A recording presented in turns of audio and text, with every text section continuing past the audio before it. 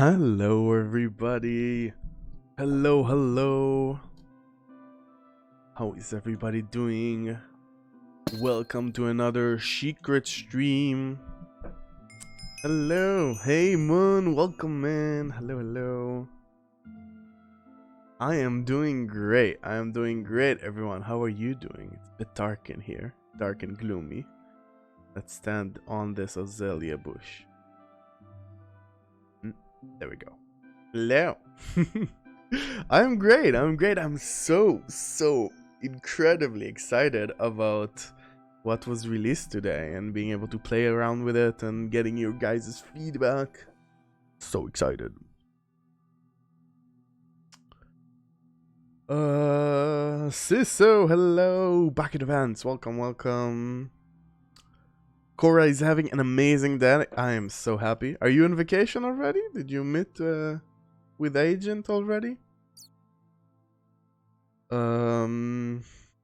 This snapshot is lit. I don't know if that was an intentional pun, but that's true.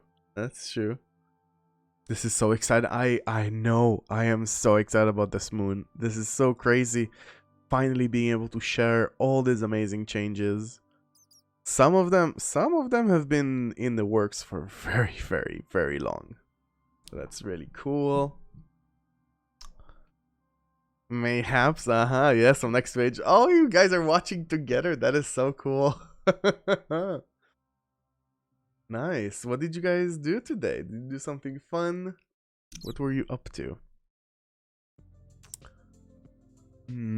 So what I thought we can do today is I'm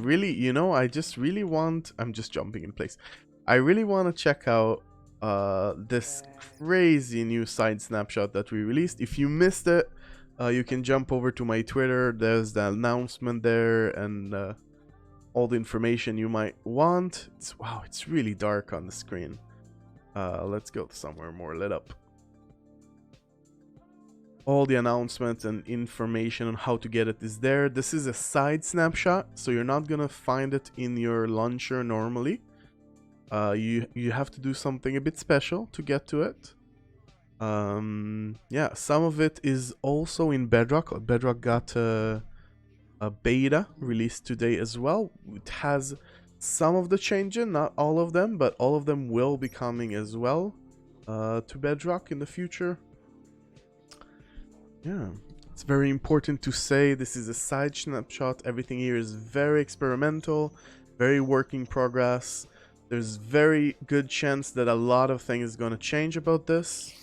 Like extreme changes, big changes, and also even just removed, like something just might not come. So make sure to keep your expectations in check there, because things might not actually come to the game. This is just us wanting to share with you and get your feedback on it and being able to develop this awesome game together. And we are here on the ground. This is one of the changes. Now Lush Caves actually generating in the world so you can find them and walk around in them. I think we're going to start in just spectator and creative flying around. And maybe later we'll actually do some survival. We'll see what we feel like doing. I just mainly want to check things out. And play around with them and see how they feel and stuff like that. So yeah, here we saw the new cave biome actually generating the world. Super cool. Not finalized, of course. Might be some things we want to tweak with it, but still pretty cool to see. Just mostly a chill day because a long trip behind us. I see. Makes sense. Feel free to relax and chill watching the stream together. Of course, as I'd love to live in one of these. Yes, building a base in a Lush Cave would be so cool. I think, yeah, it's pretty amazing. I love seeing the huge amount of variation of it as well. Right, this one is way more heavy on the clay, but here you can have something that is more like green and mossy. And down here, you have something a bit less busy, right? So you have the cool moss in the ceiling, but the floor has less of it. I think there's a huge amount of variation that you can get from it, right? It's we're used to seeing biomes as sort of this one thing that you encounter, but I feel like we did some very good tech in this update that allows us to get just a huge amount of variation out of every biome we do. They're gonna interact with each other in such interesting way that it's gonna feel like way more than just one biome. And I'm very excited about that. Let's fly here a bit slowly while we chat, and maybe we'll find ourselves a dripstone biome as well to check out. We have an amethyst geode on the left there. That's we're used to it from 117. Oh, that's old news already. So many messages in chat. Can we see the above ground world, Jen? We'll go that definitely. I want to look at the above ground a lot as well. We're just looking a bit at the two first big changes of adding the biomes in to the world. This new gen is absolutely amazing. This is just wow. Oh, thank you so much. That's so good that you're enjoying it. I'm honestly blown away by this as well. It's so crazy to see this. This is the sort of things that we're like. I was sitting in the office, and well, not in the office. Everything is different. Sitting in a virtual call. Oh, the music is a bit loud. About it. Sitting in a call with some peeps, and you know how there's some people saying online, oh, this only adds 2 biomes, 3 biomes to this update, and we're sitting there seeing this overworld overhaul, right? All the different variations you're gonna get, both underground, like, yeah, this is not a biome, right? This is just a cave, but can you really say this is not a huge variation, a new thing you definitely wanna find and inspires you to build different things? Like this, I could say, hey, this is a big cave biome, right? Like there's definitely going to be a lot of more variation underground, which is what's important, not the names of it, right? This thing is this like a pillars biome, right? Very interesting generation that happens here. You know what? I'm gonna switch to it's sad because it's so nice to see it moody and dark, but I see that you guys can barely see anything, and that's unfortunate. So the pillars over there, right? It's so much less magical seeing it like this. I don't know. I'm conflicted. What do you think, chat? Should we keep it with it or we remove it?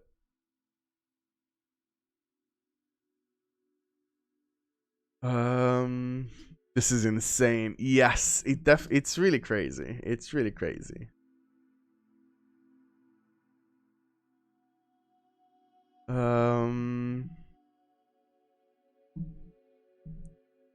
Jareth says, well, to be fair, if too many biomes are added, it will take longer for the community to get used to them and know how to deal with them. That's fair, that's fair. We're always trying to be careful not to change too much too quickly, right? We're trying to keep the very important feeling of Minecraft. Can you raise the brightness in options TXT? That's a good point. You know what? Yes, let's do that. Moro, can you find me a good number to put there? Tell me what the good number is, and then I'll do this. We'll close the game for a second and update the options TXT. Thanks, Moro. Not too much. I want it to be dark and shady for you guys, right? It was dark and nice for me, but completely dark for you. I want the other way. Is this? Oh my god, we found ore vein.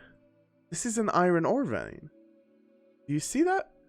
It generated a bit in open air, so we're not seeing much of it, but that doesn't mean we can't follow it. Right? You know this is it because these blocks, they only generate in the world, they only generate in ore veins. Agent says 5, I think. Yeah, you think 5 will look good for chat? A vein. Yeah, these are fairly rare. Let's see, where does it continue? I don't know. Let's see this direction. Does it go down? There's more here, I think. It's hard to see it because we need to dig it out to look for it. I definitely want to try to follow an ore vein. I've done it in a playtest and it's so much fun. It's one of my favorite things about the update. Cal says 4.0. I don't want to close the game twice.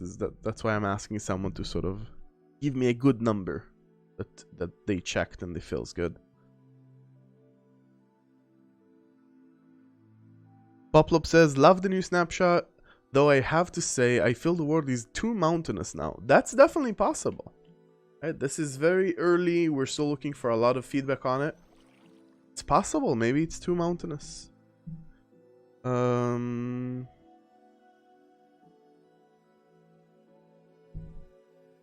Moro says, I think we can turn it up fairly high.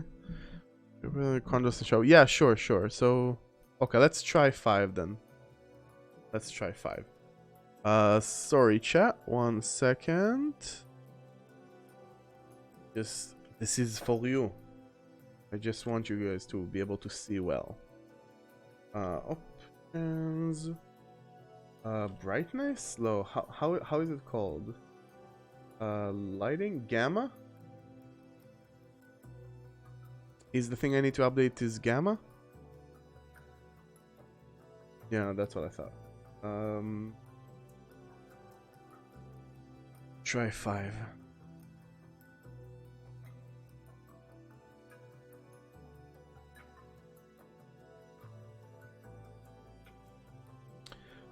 Meerkat says, I think planes should be more flat, but World Gen should be like this still. Interesting. Gamma?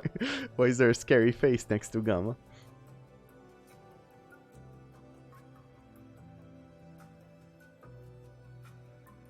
Kusio says, if Minecraft is that good, why Minecraft 2 hasn't been released? Mojang with this snapshot.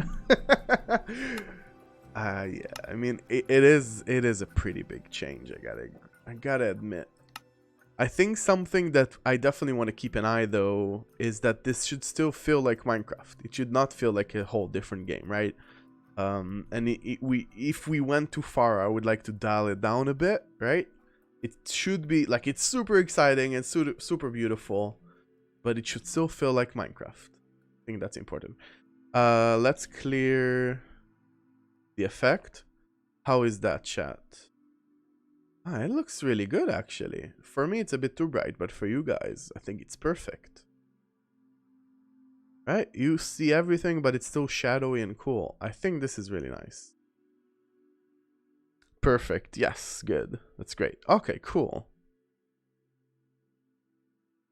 Oh, be quiet, phone. Well, it's muted and still making sounds. Kale says, I mean, it already feels different in this update, but I really love it. Okay.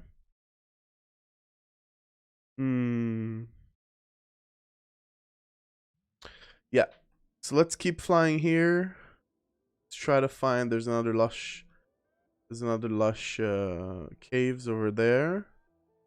Let's try to see if we can find some dripstone, some caves. What is this? Oh, that's kind of a weird. No, I guess that's normal actually. Right, these rooms sometimes go higher like this. I think that's true. This is part of the brain explosion thing, right? Like, you fly through this and you see something weird and your brain is immediately like, what? That's weird. That's not how it is. And then you think back and Minecraft has a lot of weird things. Like, I think a lot of things that I saw and I was like, oh, is this new? I actually went back and checked and it wasn't new. It's just, there's so much variation in Minecraft. It's really hard to know what's normal, right? What's vanilla. Yeah, I think it's important to remember that even the current generation, the world is really wacky. And sometimes you see really weird generation things. As long as it's not super common, as long as it sort of feels like it's rare, it's kind of fun to find sort of broken generations sometimes, right? If it's constantly, if it feels like it's everywhere, then we should look at it. Then we should fix it. But quirkiness is definitely part of Minecraft's charm. Master Boyd, hello. Welcome in. 118 snapshot so soon. I mean, I said soon TM. I don't know why everyone's surprised. No, I'm kidding. Yeah, it's not really 118 snapshot, right? It's a side snapshot, experimental snapshot, but close enough, yeah. What is this? Oh my god. This is so damn cool. There is so much just raw inspiration in this update. I want to play this so bad. I'm not even kidding. I think, like, I was thinking, I knew we were gonna do the snapshot, obviously, right? And I was thinking, I was so bummed out after the stream on Sunday that I died. But then I sat and thought about it. It almost feels like I scripted it, right? Because now we can start a hardcore series on this snapshot, and that will be super fun. So it made me be a bit less sad. Still sad. It was a cool world, but a bit less sad. And we're gonna probably make a hardcore world on the side snapshot. And it's gonna be amazing. This generation, wow.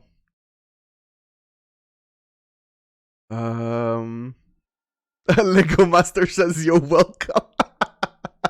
Because he killed me. Sure, Lego Master, thank you. Oh, nice. I haven't seen a dripstone cave yet. Interesting. And I am getting a lot of lush caves. I think we are in a more tropical area of the world. Where, like, we're seeing a lot of the water being like tropical biomes, right? So maybe that's affecting. I don't remember if there's correlation or not. Oh my god. Oh my god. Again, chat, we've saw just one new biome, right? Just the Lush Caves. This is not a biome. Nothing new here. Completely normal. Just like old Minecraft, right? Right? This is so crazy. Wow. Wow. Oh, and this is an aquafire as well. Oh my god. Look at that. The lava falls. Damn. Damn. Damn, damn, damn.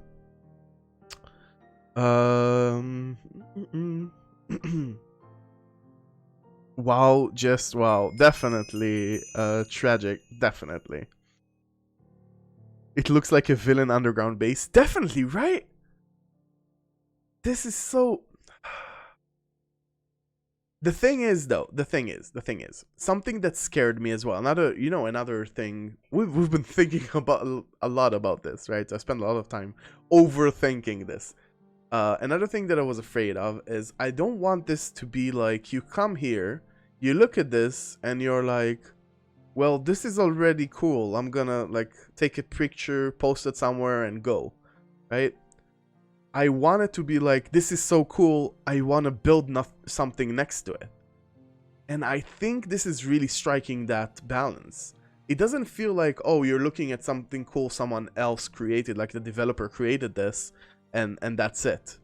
I don't want you to be like, wow, this is so beautiful, let's stare at it. I want you to be, this has so much potential.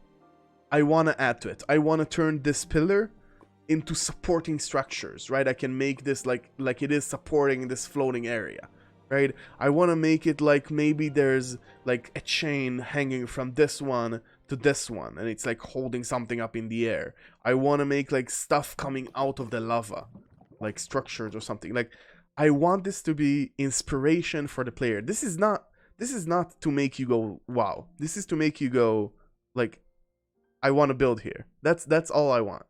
I want people to get excited about building here. Moon says it's gonna be so hard to choose a place to build now. That's true, actually. It's gonna be tough. There's so many good places. Ah, it's so good. It's so good. Damn. Traditions, I'm 100% doing an underground base when this comes out. Definitely. No question about it. More says you discover this and decide to become a villain just so you can have the sickest villain base. Exactly, right? That's all we're doing here. We're making people villains. No one quote that. Lush Caves. Lush Caves combined again, right? This is one biome, but now it's combined with the mine shaft. And then it's suddenly like a really different feeling. It's really, really cool. And now the mine shaft is out here going over the clay ponds. Ah, so good. It's so crazy. We haven't gone above ground yet. This is just underground. Let's find dripstone. Let's find dripstone. Locate biome dripstone caves. And then we're gonna check out the overground. The above ground is also amazing.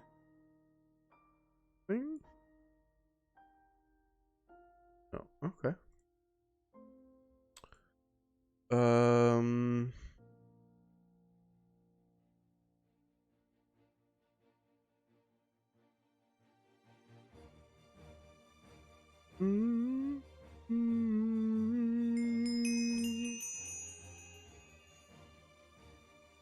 Bucket says, so interested to see how this affects everyone when the full update drops.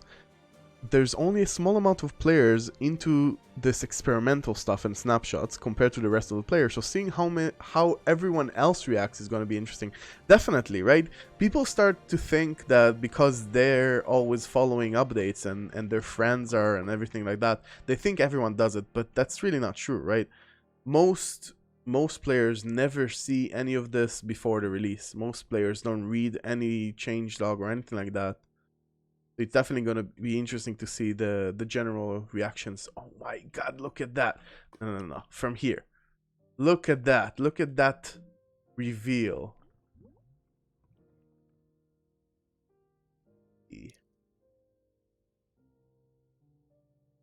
I love the full blocks ones. These ones, they are so cool.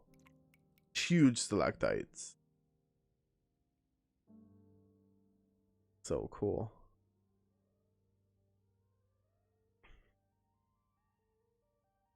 Typo says the update is amazing. Please make the bat drop something, so it'll be useful. I don't know about that. I kind of like the fact that the bat is useless. I think it's cool.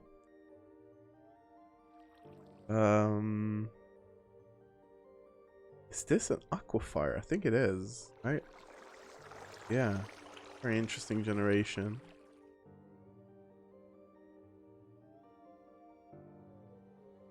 Yeah, so that was the dripstone caves, now generating in the world as well. And as well, you can see that some areas are more thick and like there's a lot of spikes. Some have bigger spikes, some have smaller spikes. This one is thinner, right? Sometimes there are more dead space between, so it's less busy. It's like variation, it's like sub-biomes, basically. What this is. Very, very cool.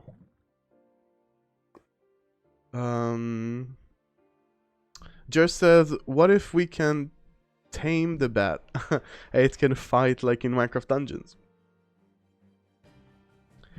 I don't know. It could be fun, right? I'm not arguing that. I just think it's nice to have some ambient stuff. It's kind of funny to see them spawn, like spook you when you think you're all alone in the darkness, or fly in front of you and sort of mess up a block break or a mob attack. Like, I think they give to the game, they give cool stuff to the game already. I don't really think they need it. Doesn't mean we won't do it, doesn't mean we shouldn't, but it's cool already, I think.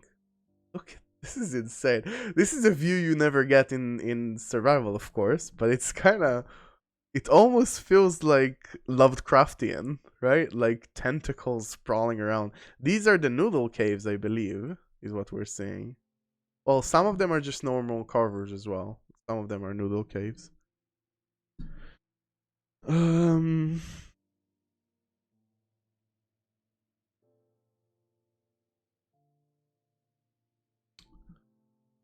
Donio Perez says, have to admit, I've never tuned in due to a streamer's notification until today.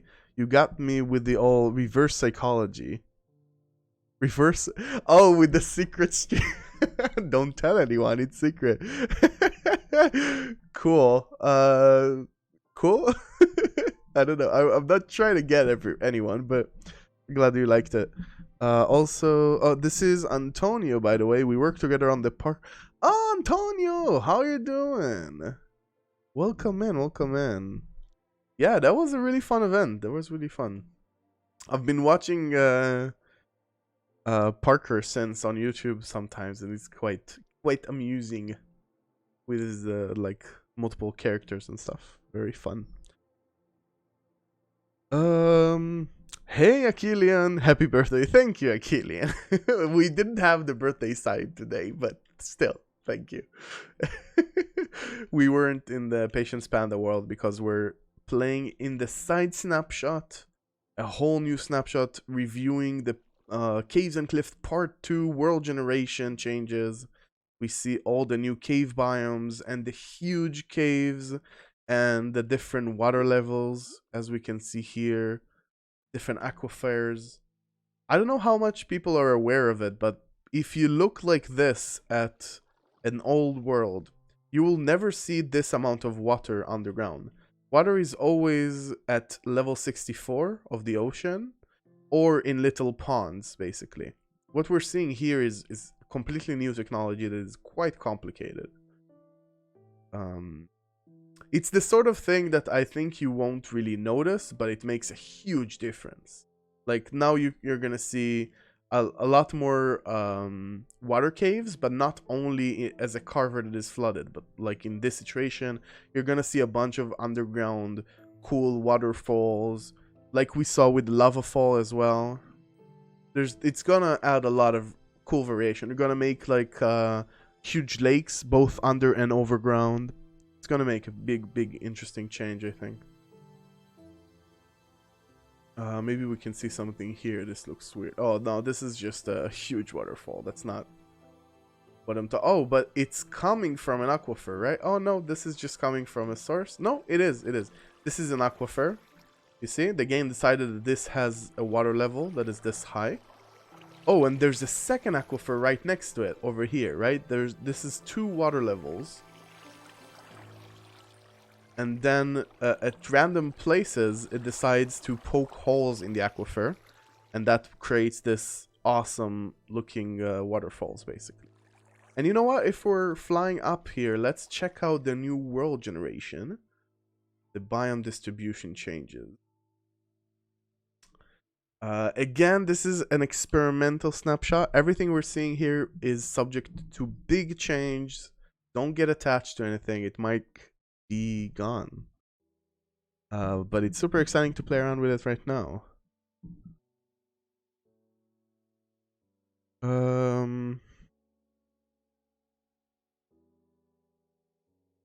Moro says you also get more water just from the structure of the caves, with a single source block being able to give a flood a huge area. Yeah, that's a good point as well. Because of bigger caves and huge like walls, you can. I want a hand. Huge walls. You can see a big waterfall create from it. Enderstar says, "Is today your birthday, Ulraf? Do you share a birthday with Toyka?" No. It's every stream is my birthday, but it's not my specific birthday today, no.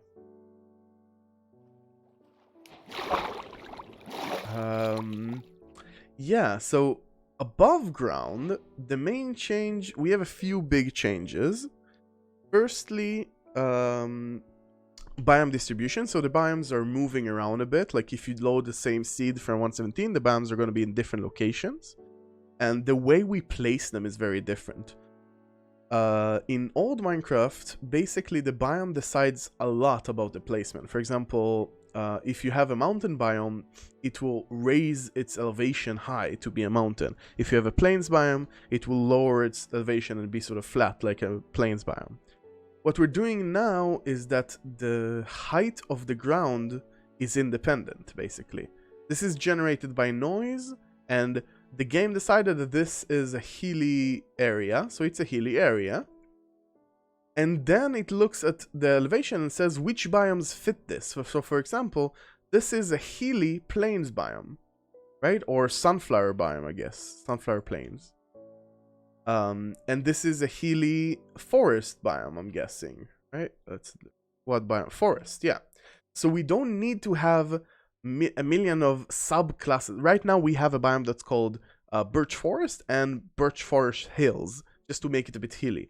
We don't need that anymore. Now you can get a really low valley with the biome. You can get a mountain with the biome. You can get merges between different biomes. It's... what are you doing, villager? Go home. Why are you out there? Oh, the golem saved them. Nice.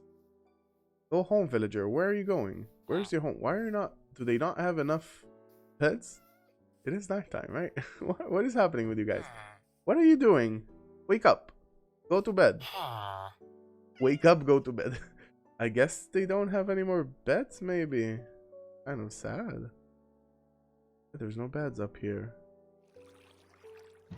Wow. So many houses with no beds. Where are you going? Why are you out of your house? Go in. Go in. Oh, there's a zombie. No! I almost let him in. Okay, you know what? No, I'm sorry. I'm sorry, I didn't want... No, please don't hurt them. Please, it's my fault. I opened the door. No, don't run away. Don't run away. Villager, stop coming here, you idiot. I'll save you. Okay, they're fine. I just wanted the bed. Okay. This was terrible. This was not going well. You have a double bed now, just so you know. I want to help. Do you have a house?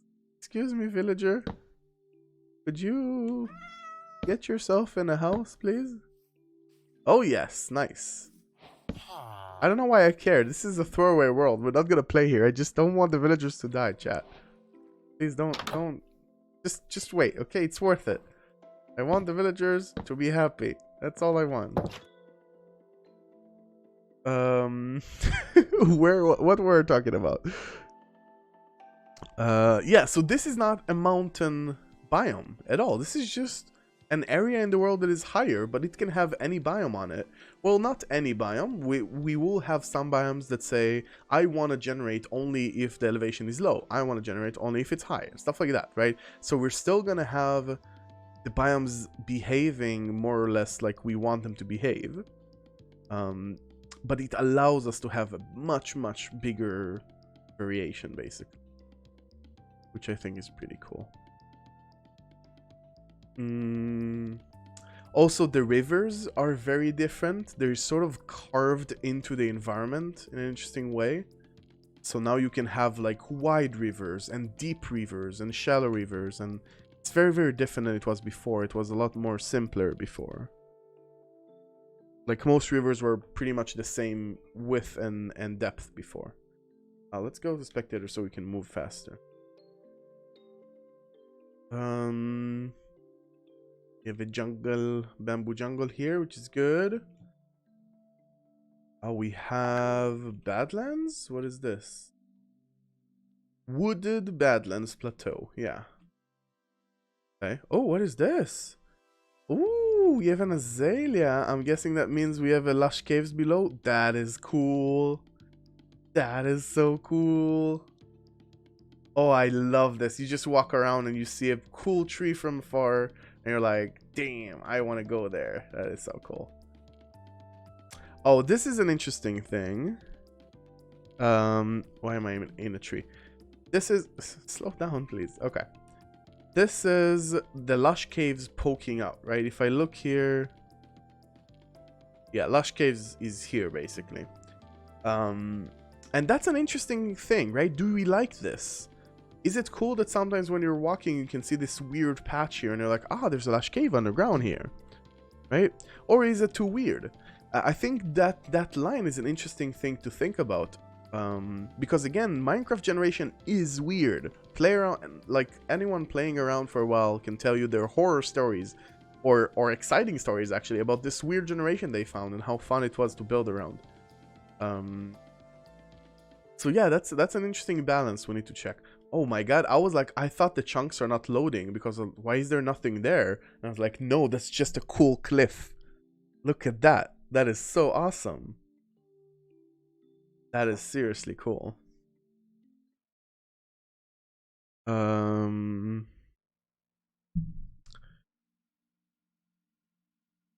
Bros Gaming, thank you for the panda stretch.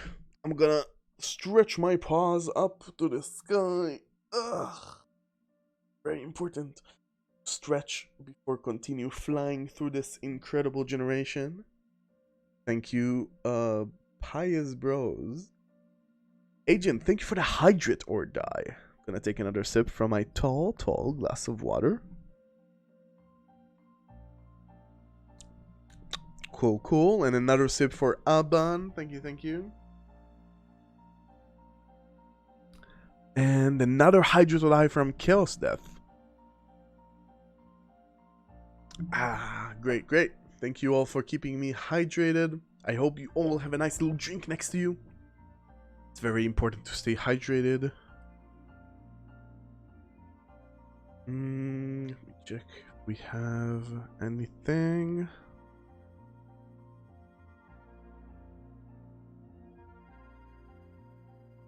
Cool. And Ender Star as well. Thank you for the hydrate or die. Gonna take another sip from my tall glass of water.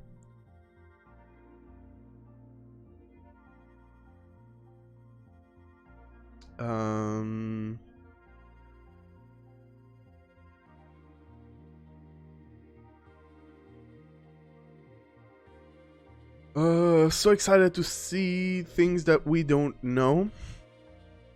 I think that there's enough excitement to go for things you do know. Look around.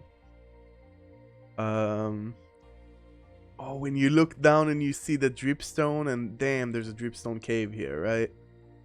That it, or is it just random? No, it is. It's dripstone cave. There it is. Nice. That's pretty cool. We still haven't seen like a really cool cave entrance. I'm waiting for that. Seen a bunch of really cool. Oh, maybe it's this one. What is this? What is this? Oh, these caves are so good. What? Look at this. It's like a crack in the world, right? I can tell so many stories about this. That's so awesome. What is this? This is a flower forest, maybe? Oh, this is a meadow.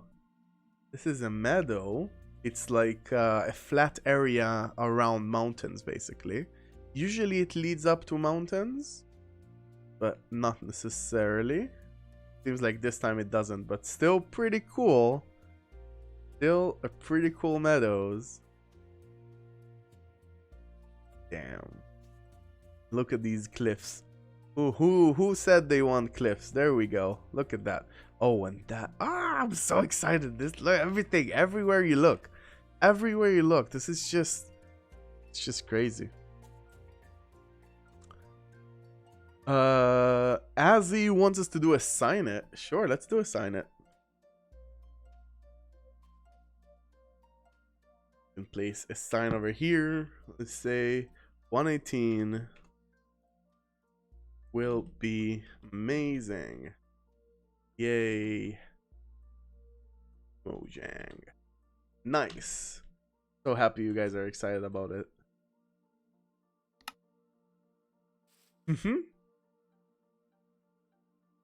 Thank you for the sign it. And KK Gaming, thank you for the hydrate or die. I'll take another sip. Thank you. Ulraf excited noises. I am so excited.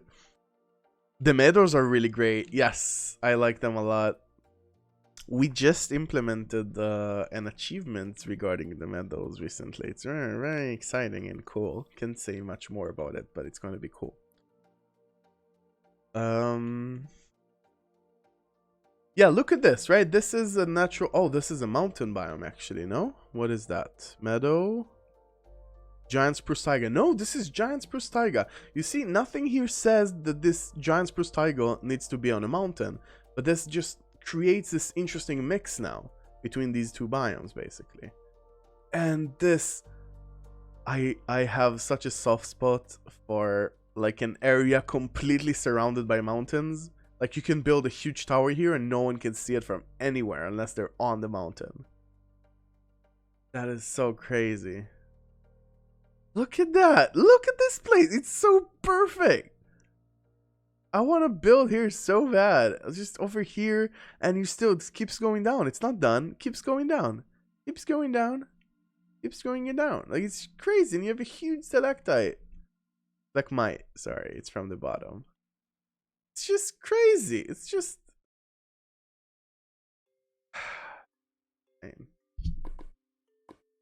It's just insane. I'm sorry, I'm not paying enough attention to chat. I want to read chat more. I'm just distracted. Look at this. How can you not get distracted? Look at this. Look at these amazing cool pillars. It's just crazy. Oh, a bunch of glow squids. Hello. Hello, hello. It's just so cool. Just so cool.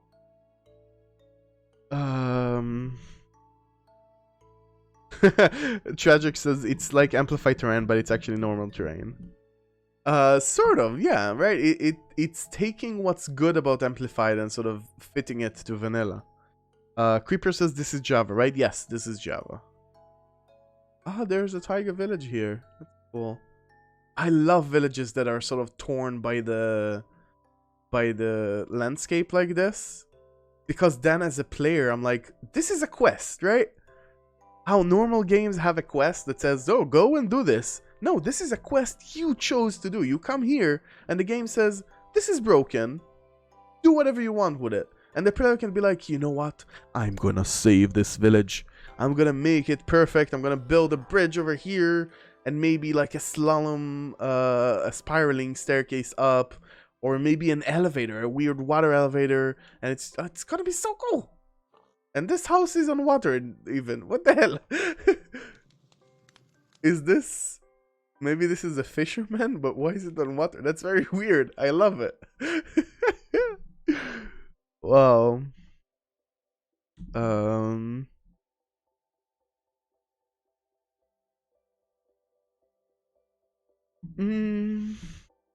Save the seed for the next hardcore? Nah, it's fine. We'll find cool things like that any seed we make. We don't need to save it.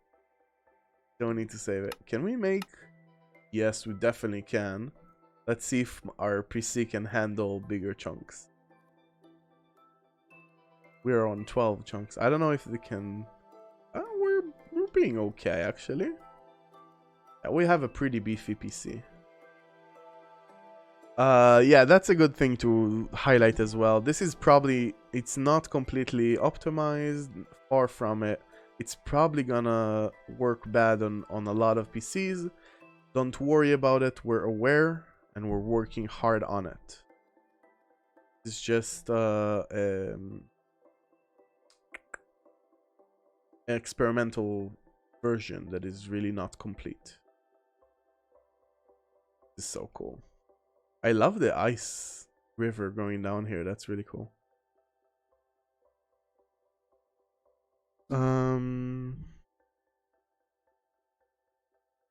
Jer says, what if some rivers could rarely try to start all the way up a mountain and stream all the way down into an ocean biome? Yeah, I hear that suggestion a lot. It's very hard to do technically, sort of knowing where a biome is and where the ocean is and trying to connect these. It's very, very hard to do. It's maybe one day we'll do it, but probably not for 18. We have some ocean ruins here. Oh, and this is actually an aquifer, basically, right? This is the ocean hitting an area that says, well, my water level is not at the ocean level, so it's lower, right? And that then you get this sort of water pattern.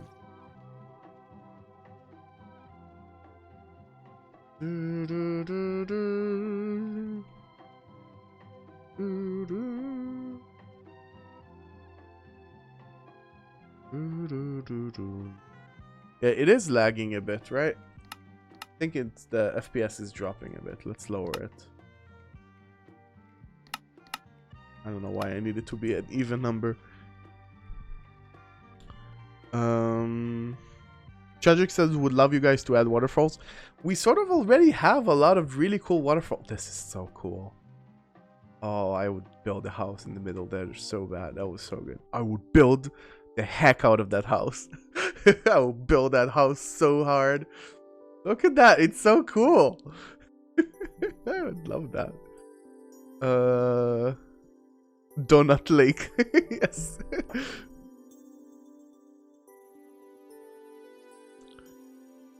Zakula says, I'm back from the IBX stream. Welcome back, Zakula. Zakulo? Zakualo? Zakualo.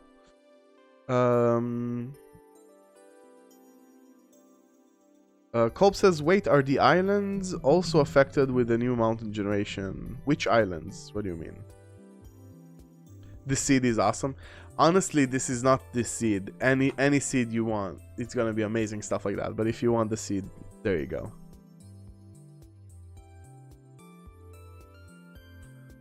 A donut shop in the donut lake. Oh, definitely a donut shop in the middle there.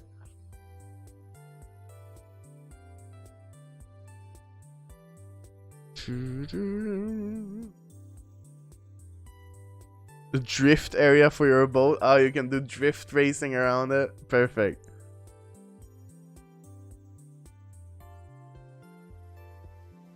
Yes, that's the pronunciation of my name. Okay, Zakualo. Cool. Proud of myself that I was able to get that. What is this? Just a hole. Look at the huge variation in the elevation and underwater as well. It's pretty cool. Oh, this is such a perfect... Oh, this is so cool. Shipwreck on a little island. That's really nice. Some ice. This snapshot is amazing. Is there any biome? What? Oh, I love this so bad. I love shattered terrain in Minecraft. I love building in like floating huge things like that. That is so cool. I would never want to remove things like that. That is so amazing. Again, it feels a bit broken, and as a player you can come and you can fix it. Make it not broken, make it feel part of the environment, and that's super cool. I love that.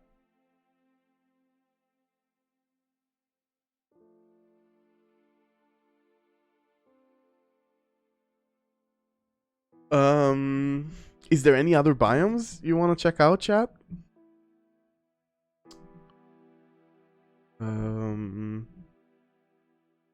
The little island is awesome. I'd make a pirate shack. Yes. Oh, it was such a cute island.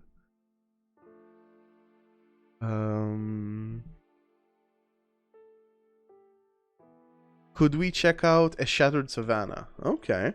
Okay, biome shattered savanna. They're quite rare. Ice spike biomes, that could be cool to check out as well. Mushroom Island, yeah, definitely.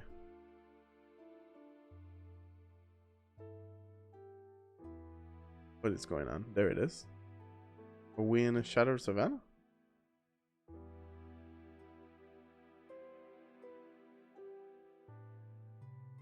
That command is not 100% reliable. We did teleport to a shattered savanna, right? Oh, we are in a shattered savanna, but there's like one block of shattered savanna. Okay, that's a bit weird.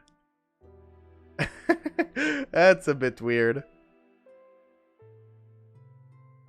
This is so cool. I love this so much. Yo. Let's try to find a different Shadow Savannah.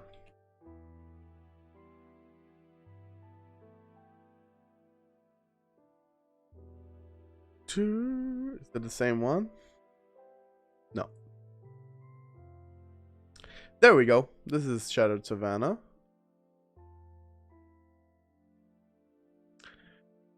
Yes. Okay, so it's still very cliffy, right? That's what we're seeing here. The way it's cut off, basically, so there's a really sharp fall. That's pretty cool. But to be fair, we saw mountains that felt very cliffy like that without being Shattered Savannah, right? Is this another Shattered? Oh, it is. Oh, it's just this area has a few of them. That's pretty cool. So weird. So weird. I love how weird is all. Look at that. Yeah, so this is not Shattered Savannah, right? This is like plains, mountains, plains. Yeah, this is just a weirdness area. We have like a parameter in the code that says how jagged things are, I believe, or how smooth it is. So this is an area that is less smooth, and in less smooth area, there's way more likely to find Shattered Savannah. But you can find shattered everything pretty much, and that's part of what we're looking for feedback on, right? Maybe we don't need a Shattered Savannah biome, because randomly you'll get savannas in shattered areas, and you'll already get the biome without calling it a separate biome. But maybe that's cool. And then you can get a shattered plains, and a shattered forest, and a shattered everything. Everything we think is cool. Like maybe shattered desert feels weird, so we won't have that, right? It's just, we don't have to have everything. This is up to us to tweak that. And find what feels good.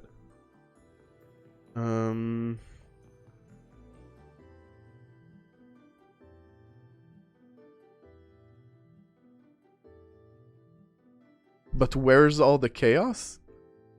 I mean, this is... You don't think this is chaotic?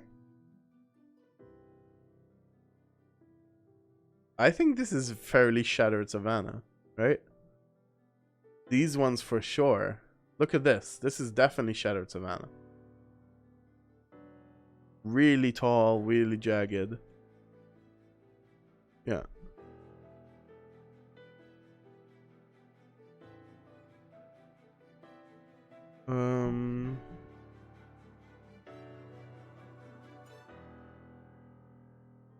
If you were to immediately make any changes to the generation, what would you want? I'm not sure what you mean. Usually when I want to do changes for the generation, I want to do it very slowly and carefully, because it's a very hard thing to tweak. We have a huge ruined portals over here. I don't know what I would change. I think I want it to be a bit less hilly. I love how hilly it is, but I think it should be a bit less, to tweak it a bit so it's easier to find a nice area to build. I think there's a few things that are still kind of broken, like placement of structures and stuff, that I would fix.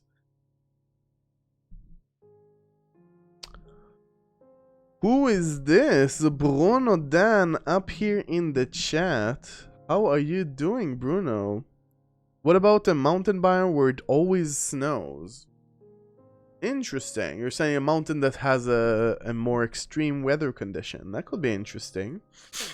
By the way, everyone, if you don't know, Bruno is a pretty crazy streamer playing hardcore with half a heart. So on one hand, you should definitely go and follow him because he's incredible. Just kill the wither without like trapping it or anything. Open skies with half a heart, which is insane. But on the other hand, sometimes he's mean to villagers. So I don't know if you should follow him. You know, I'm not sure. Not sure. Well, at least he gives them a window to watch out of their little prison. So, you know, he's a pretty good guy, I'd say. Pretty good guy. So there's a shout out there in chat if you want to go check him out, give him a follow.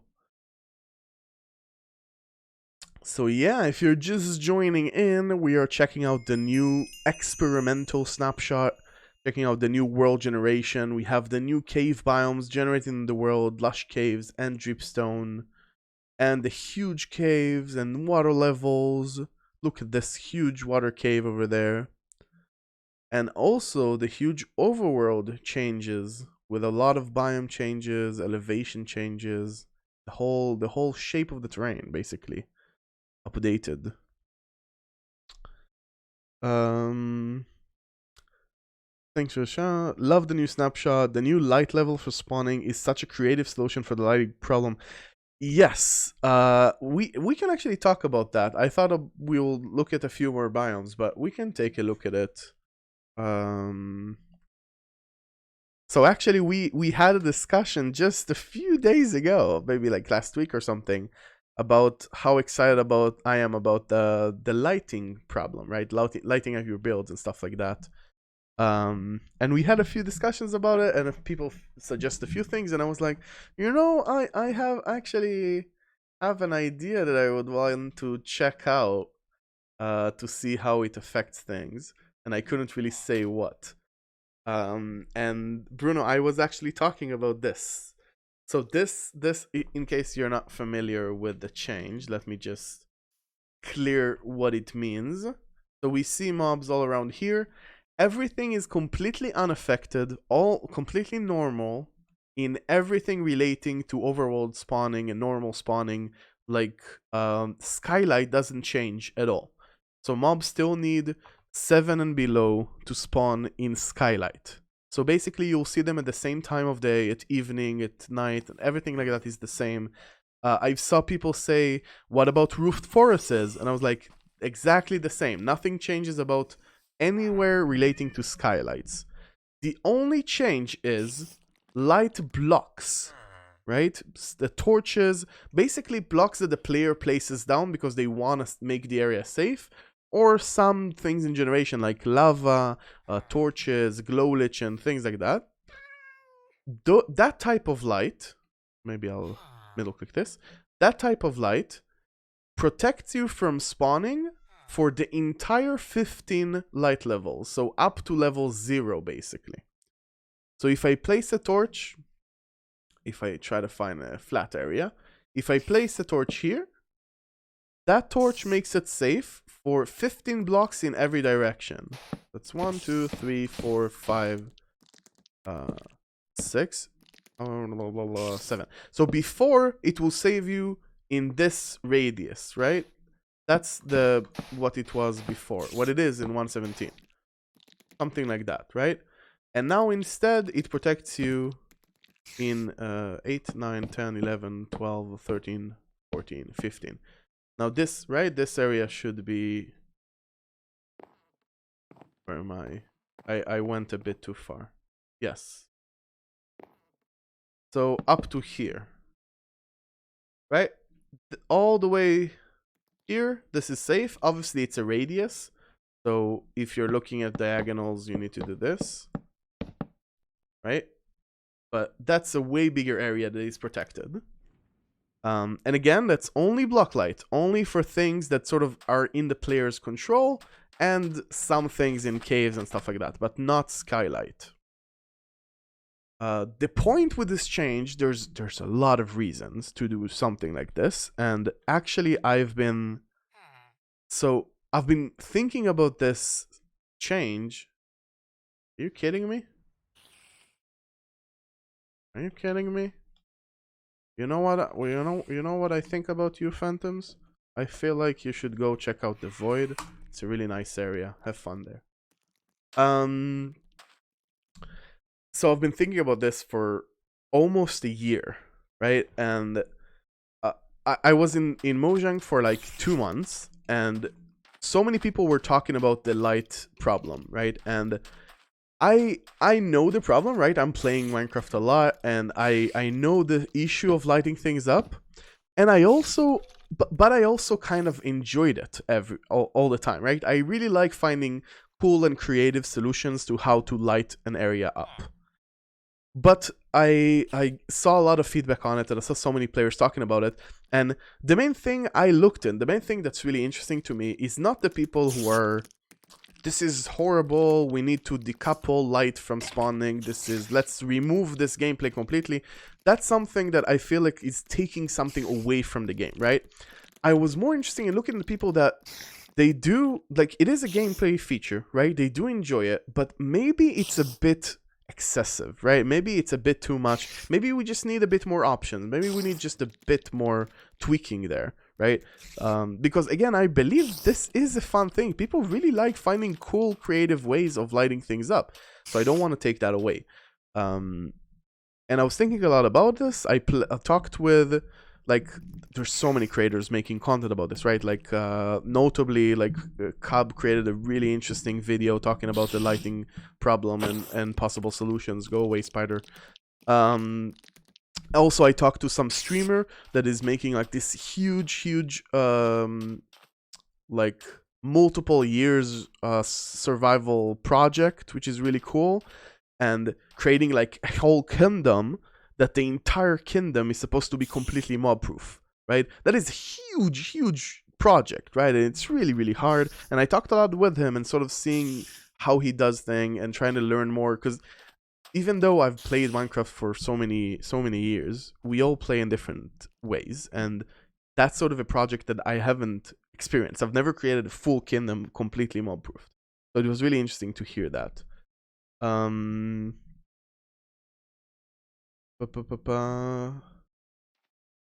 just making sure I'm not missing anything in chat. Such a simple solution, yet no one thought about it. So I won't. That's Bruto said. I'm not saying that.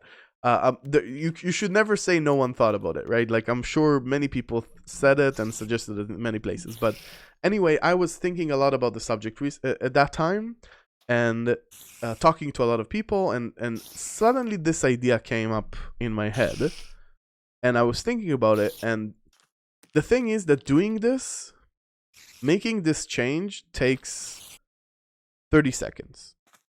Like, literally. Like, the story of how I tried this out the first time was I was I think either sick or on vacation or something. I wasn't working. I was just sitting watching videos, and this idea came to me, and I was like, I need this to work right now.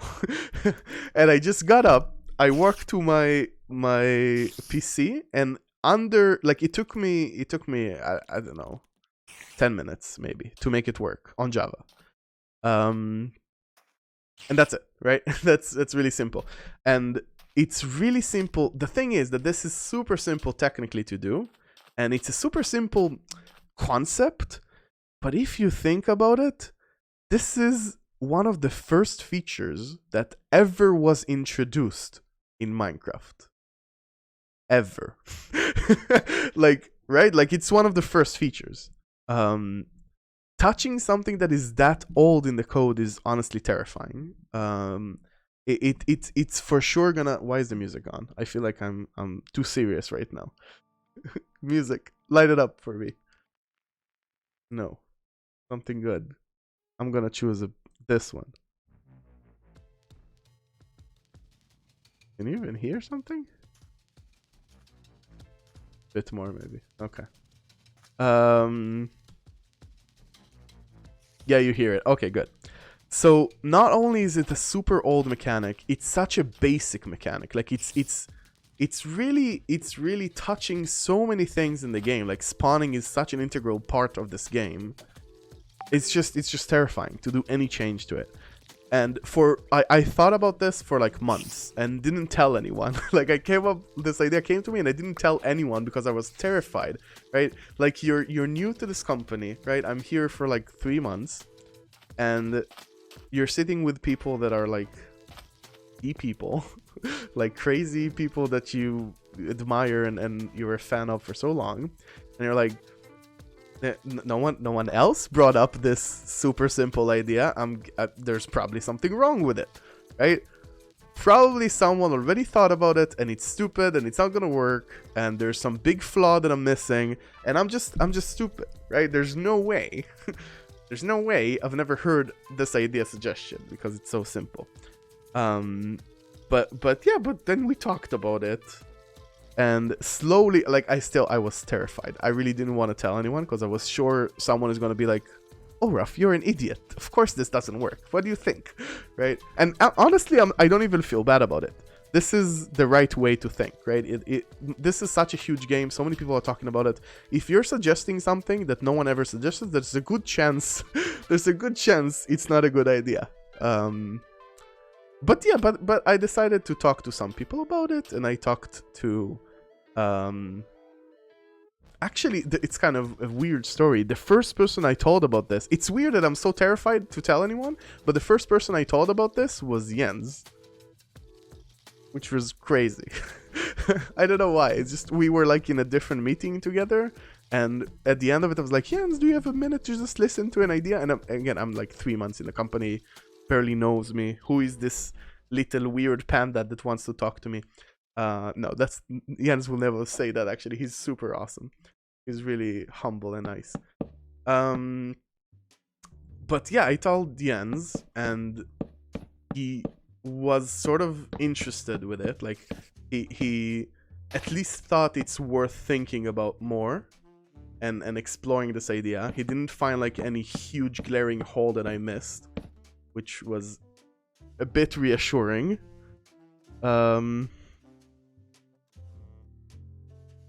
As he says, "What I stepped away. What are we talking about?" I'm just telling the story of how I started working on the mobs in complete darkness.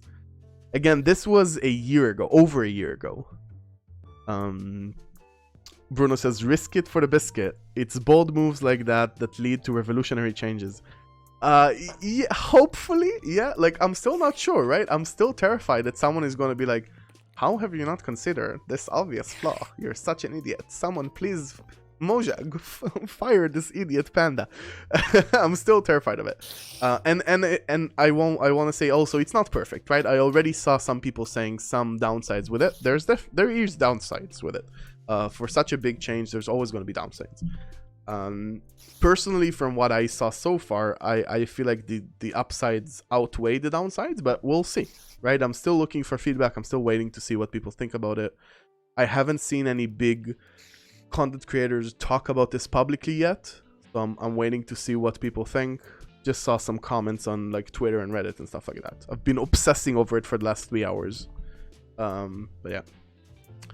So the first, yeah, who said that? Shepard says, we'll wait for Ilmango's video of trashing you. That's possible, right? I don't know. It's definitely possible that some technical person is gonna come and be like, have you not considered that this entire thing doesn't work because of this? And it's totally possible, right? And I'm not saying it in a bad way at all. If someone does that, that's good, right? I rather learn that I'm stupid before we put it in the game rather than after. So that's okay. What are the downsides? I'm curious. There's some things people have been saying. Like, first of all, the main thing I've been seeing is they're saying that it's too easy now, right? Lighting up stuff is too easy. Which I don't know if I agree. Like, I do like the lighting creativity of hiding lights. I don't want to take that away from the game, but I don't think this does this. I think it just makes it more like fun. Yeah, that's the main thing I've been seeing. What else? Also, some people have been saying that this might make blocks, like light blocks that are less than 15, make them useless. Because the whole point of those blocks were to have light that mobs can still spawn in. Now, that's an interesting take, right? Maybe that was the design. I don't think so, though. Like, I feel like this makes it so you can actually choose how far of mob proofing you want, and you can make builds that are mob proofed but are still sort of moody and have like different variety levels of light but still have mob proofing. I don't know, but it's still a valid criticism, right? There's definitely downsides. It's just we need to talk about do they measure up to the upsides, basically.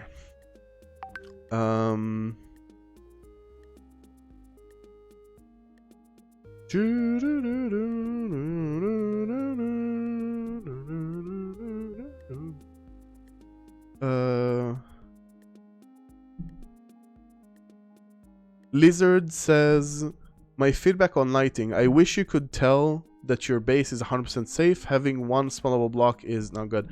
Yeah, so I think that's another upside of this change, right? One of the things I think are hardest with the lighting sort of mini game or mechanic is that you can, it's very hard to know what is lit up and what isn't. If I am a player and I'm building this house, right, this house, and I come in and I was like, oh, such a nice little house I made myself. Look, I have my bed, I have a chest, I'm so happy, but I don't want mobs. Let's put a torch down, right? I don't want that maybe like in this corner, maybe this is not safe, this is safe, but like, I don't want to worry that if I put a block there, it's not necessarily going to encase my entire house, right? That is the main... I keep opening the doors and letting the zombies kill them, right? I want the players to feel like if you do the thing, right? If you place a few torches, then you can feel secure now, right? You don't need to... Well, inside it's always secure, we make sure of it, but, right? I don't want you to be like, oh, I placed the torch on this side, so this side might not be safe, and now I need 3 torches inside my little house. I think this is, it's not a solution, but it does definitely gonna help with, if I feel like it's lit up, right? If there's any place, this is really hard to talk about with the gamma, because everything is so lit up, which I changed the gamma so we can fly in the underground and the chat can see stuff, but yeah, I think it's way clearer to see where is completely dark right now versus seeing where is 6 dark versus where is 7 dark and where is 8 dark, right? I think it's easier to see this is, there is light or there isn't light, and that's it.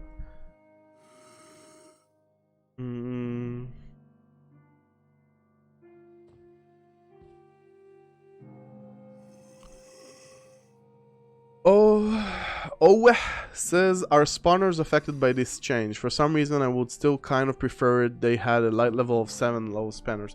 So spawners are not affected by this change, and I'll explain why. I don't want to find a spawner. I'm just gonna, let's just pretend. Let's pretend this is a, no, I need to find a spawner actually to explain it well. There is not, I think there isn't a locate command for spawners, right? Should be like dungeons or something. I think there isn't. I looked for it before and I couldn't find it.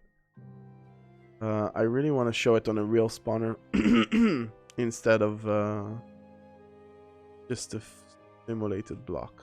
Where can I find a spawner?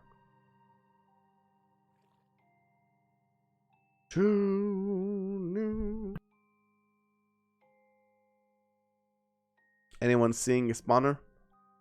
If you see a spawner, shout.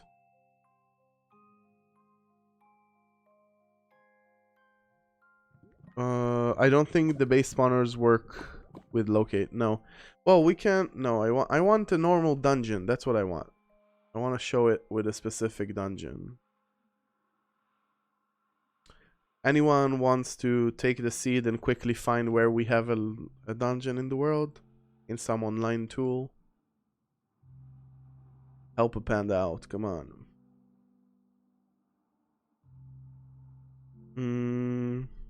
Cobwebs might be a spawner. Yeah, I don't want a cave spider. I want a normal spawner room to illustrate the situation. Oh, you want me to paste the seed in chat? There you go.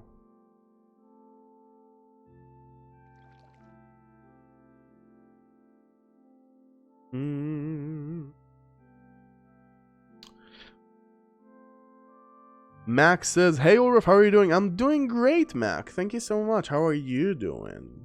How are you doing?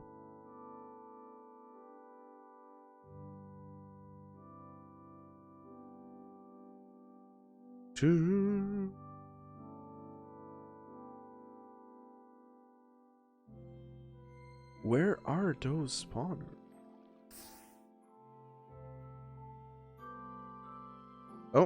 Someone gave coordinates. Let's see if they're real.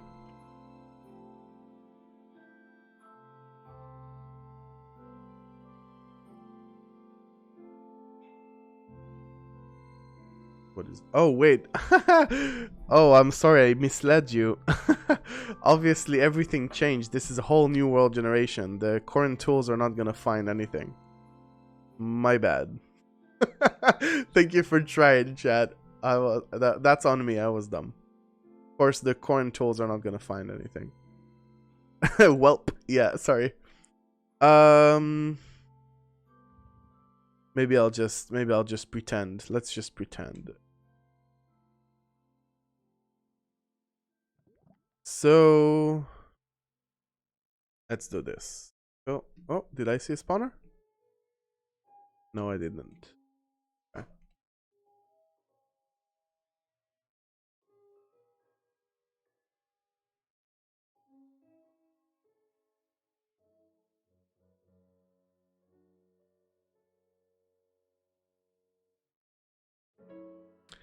Whatever, sure. So I think we can all agree that this is bigger than a spawner room.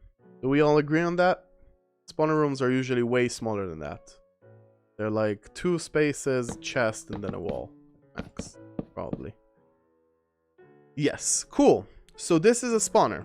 You place down a single torch on top of the spawner. Right?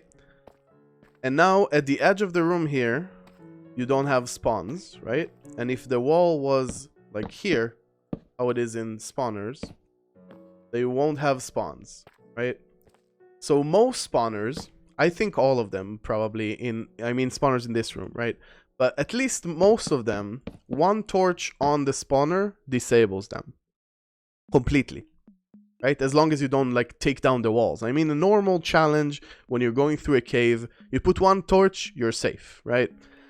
Worst case scenario, you put 2 torches and you're safe, right? With the current change, if you put 1 torch, you're safe. That's basically the same as it is now, maybe 1 less, right? That's why I think this doesn't really affect the difficulty of spawners. I think spawners in general, they need to be more difficult. We should make it so you need to do something more to disable them than just place 2 torches. But that's unrelated to this change.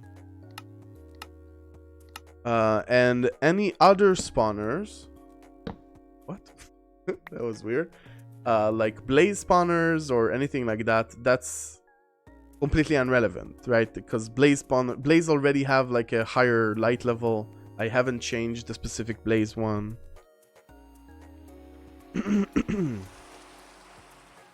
So yeah, this doesn't really affect spawners. Not in a meaningful way, at least. It doesn't like take away their challenge. Their challenge is not there already if you put a few torches in.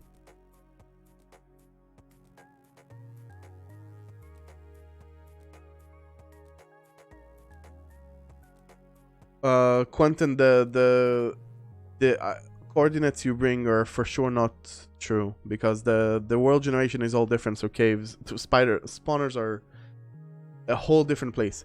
Moon, thank you for the hydrate or die. I'm gonna take another sip from my tall glass of water.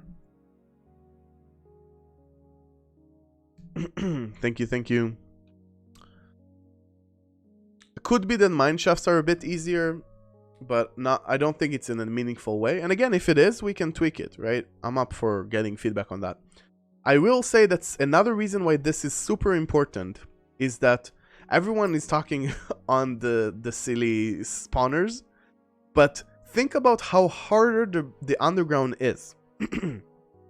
This cave, think about how much effort it is to make this cave safe.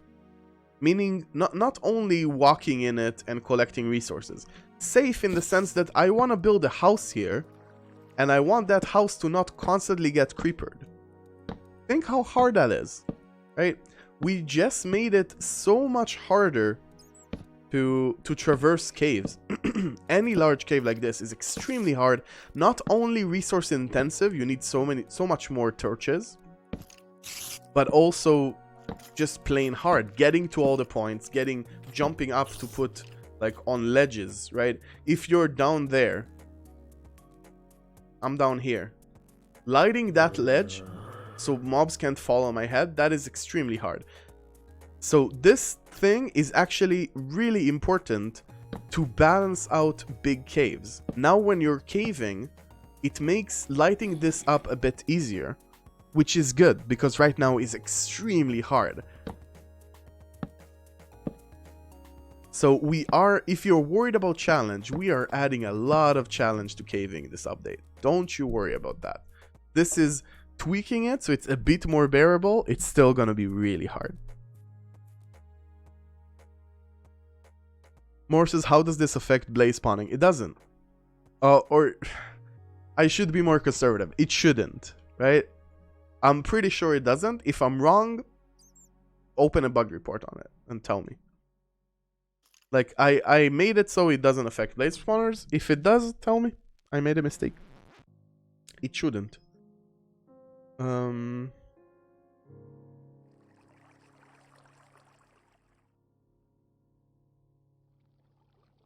Fulgrim says, hardcore players will be avoiding caves like the plague. So many places for creepers to jump on you. Yeah, that's unfortunate. That's also true for now, though. Right? I don't know if Bruno is still around, but he's the one who told me, what do you mean you go caving in hardcore? That's crazy. You never go caving in hardcore. And he's right? He's a pro hardcore player. He knows what he's saying. But yeah, it's going to be even harder for sure.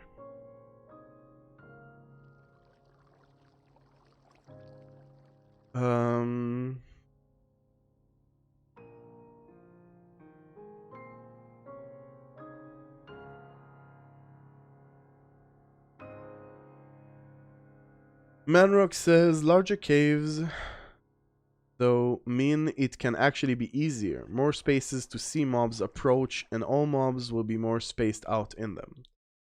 So when you're walking through them, first of all, remember that this is not how you're going to see it, right? It's going to be a lot darker. You don't really see mobs that are all the way over there, unless you have like night vision and stuff. And yeah, maybe you can see the mobs come up. It's less sneaking, but there's so many potential for them to fall on you. And also, I'm mainly talking about making an area safe, right? Usually in a cave, before this update, when you're walking in a cave, I'm trying to find like a cave that seems like old cave. So I'm walking in a cave and I'm torching it out. And let's say I'm standing here, right? I can be fairly sure nothing is going to come up behind me. I feel like this area is safe. I lit it up. I feel safe about it, right? Forward is dangerous, back is safe. In large caves, you don't have that right now, right? Let's say I'm moving from here and I'm putting a torch trail behind me. I'm even spamming, right? I'm not saving on resources. I have infinite torches. A lot of people have infinite. I do this, right?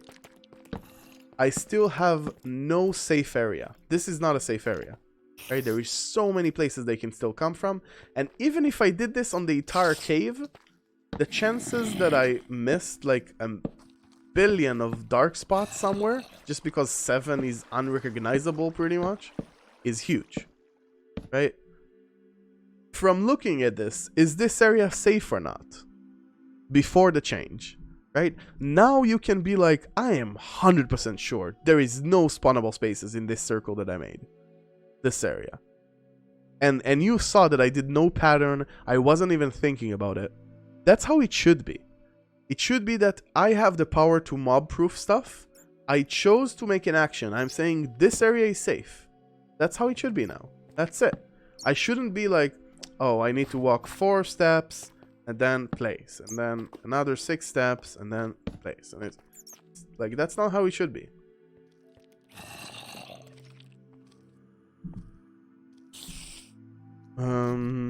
It's funny, mushrooms can prevent mob spawns now. What? Mushrooms put out light? Like brown and red mushrooms put out light?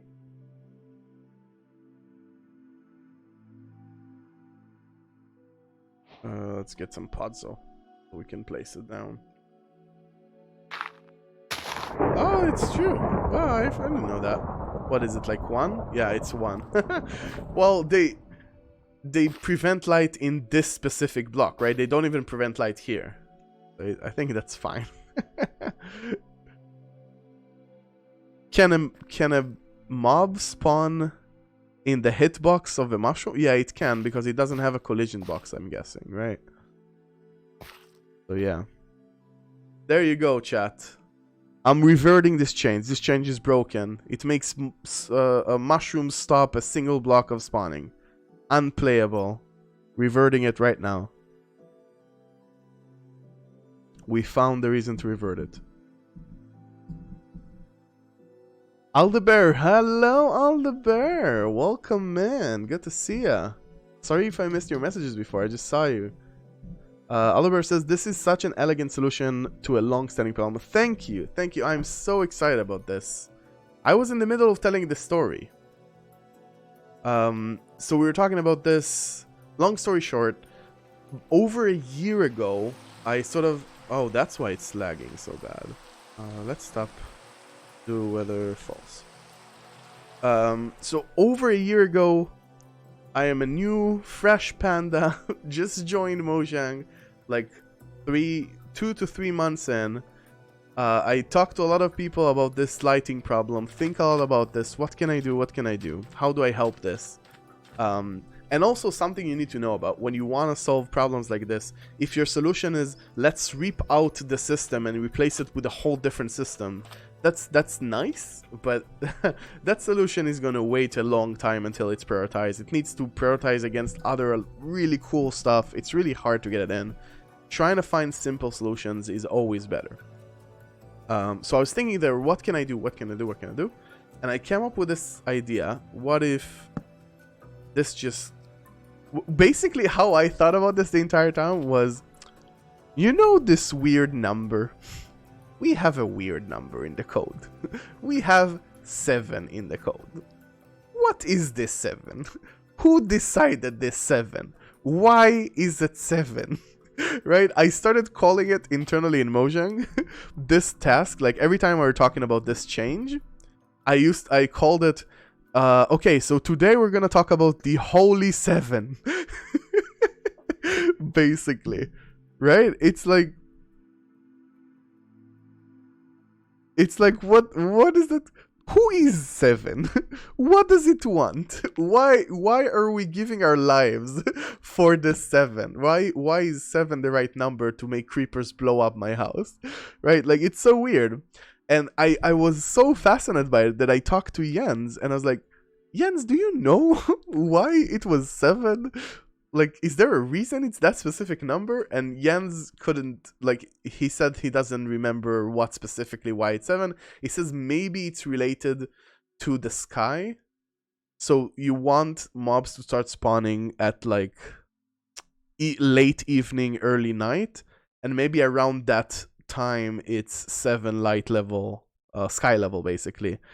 So maybe that's the reason, but no one really knows, and there's not specific reason why the 7 number is. It's like, yeah, so I just called it the Holy 7. Even when I made a PR to change this, the headline of the PR, the branch is named Holy 7, and the name of the PR is like the Holy 7, and the description is like, hear ye everyone, forgo the old evil religious of the Holy 7, welcome into your heart the perfect roundness of the 0, and a new religion was born, 0. Basically that's what's happening. It was really weird, right? It's just it was really silly.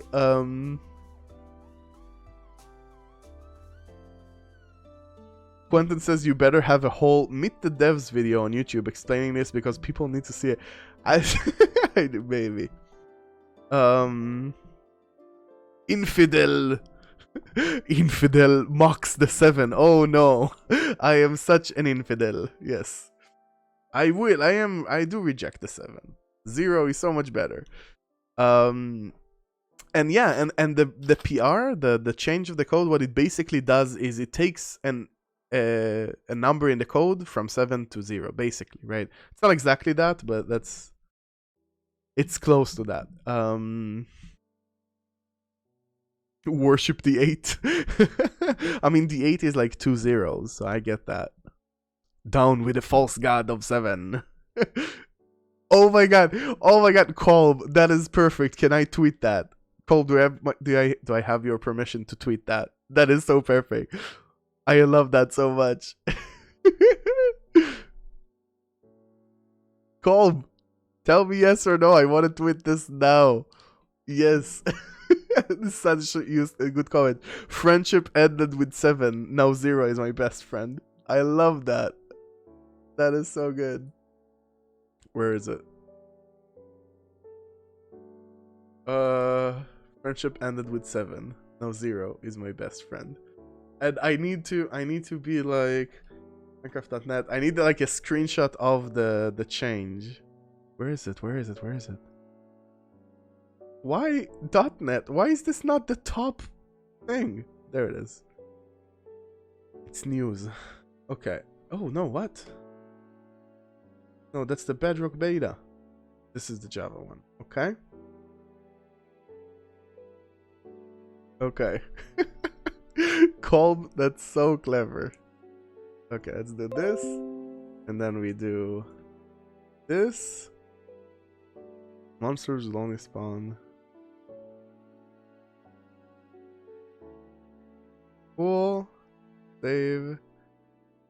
Friendship ended with 7. Now 0 is my best friend. Nice. Okay. Sweet. Copy link. There it is, chat. I posted the link in chat. That is such a good tweet. Way to go, Kolb.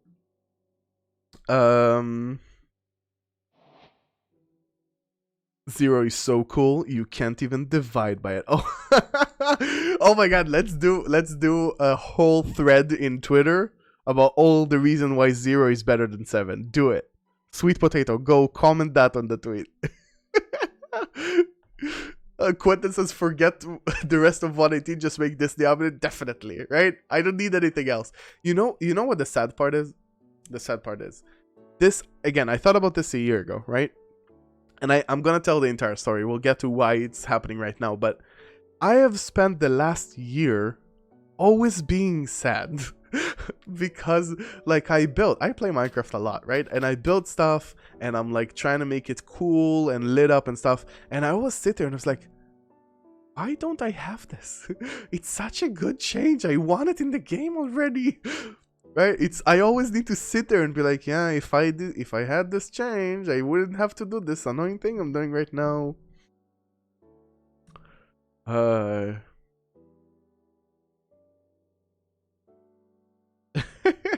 I don't know. It's kind of it feels bad. But anyway, so again, a year ago, I'm still fresh at Mojang, very new. I talked to a lot of people about this problem. A lot of people are suggesting a lot of weird things, right? There's a lot of really interesting suggestion around this. And then I think of this idea, and I was like, what is wrong with it, right? There must be something wrong with this idea. No way I haven't heard it almost like from nowhere. Again, I'm not saying no one thought about it. I'm sure somewhere many people thought about it in different cases, but I haven't specifically heard about it. Something must be wrong, right? And for some reason, like I almost, there was a good chance I would never tell anyone because I was so afraid to tell someone and figure out that I'm an idiot, right? It's just a stressful time when you're starting a new job, and especially a job that is this profile, right? It's a high profile job. But then after a meeting, for some reason, me and Jens are still in like a virtual call, and I was like, Jens, do you have a second to listen to an idea? Like, completely spontaneous. I didn't plan to talk to him. If I planned, I would never have planned to talk to Jens because it's scary, right? Even though Jens is amazing, he's not doing anything to be scary, but it's stressful because he's such an awesome person. And I talked to him, and he likes it. He's like, yeah, that's a really cool idea. That's go for it and stuff like that. And then, like, that gives me some like, I'm like, yeah, I feel good about me, right? I feel I'm cool. Maybe there's something. Maybe I know something about Minecraft. 0 looks more like diamonds than 7. Just saying, that's definitely true. Put that on Twitter, Goomba. Put it in the thread. Everyone, we need to glorify the zero religion. Do it. So will the next feature release be called 118.0 instead of 118? I mean, as many zeros you can put in there. Definitely the right thing.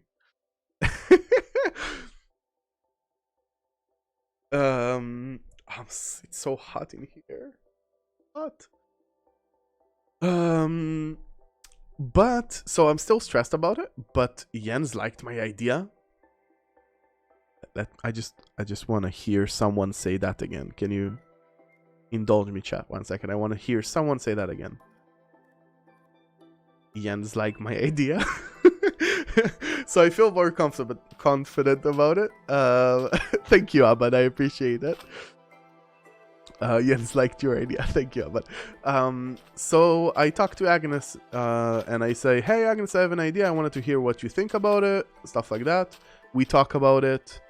And we talk a bit, and everyone I tell this idea to, it's always the same process. They just sort of sit there, staring at me. And it's like... What? What? It's like... Because it's, again, it's so simple, right? It's super, super simple. The thing is, a lot of people suggested, for example, to make torches do 13 light level, right? For example, that's something some people have said, but it's super complicated to do, like crazy complicated. It's a very big change to the game. It's really hard and intensive on resources, and it's just this is so simple. This is literally one line of code.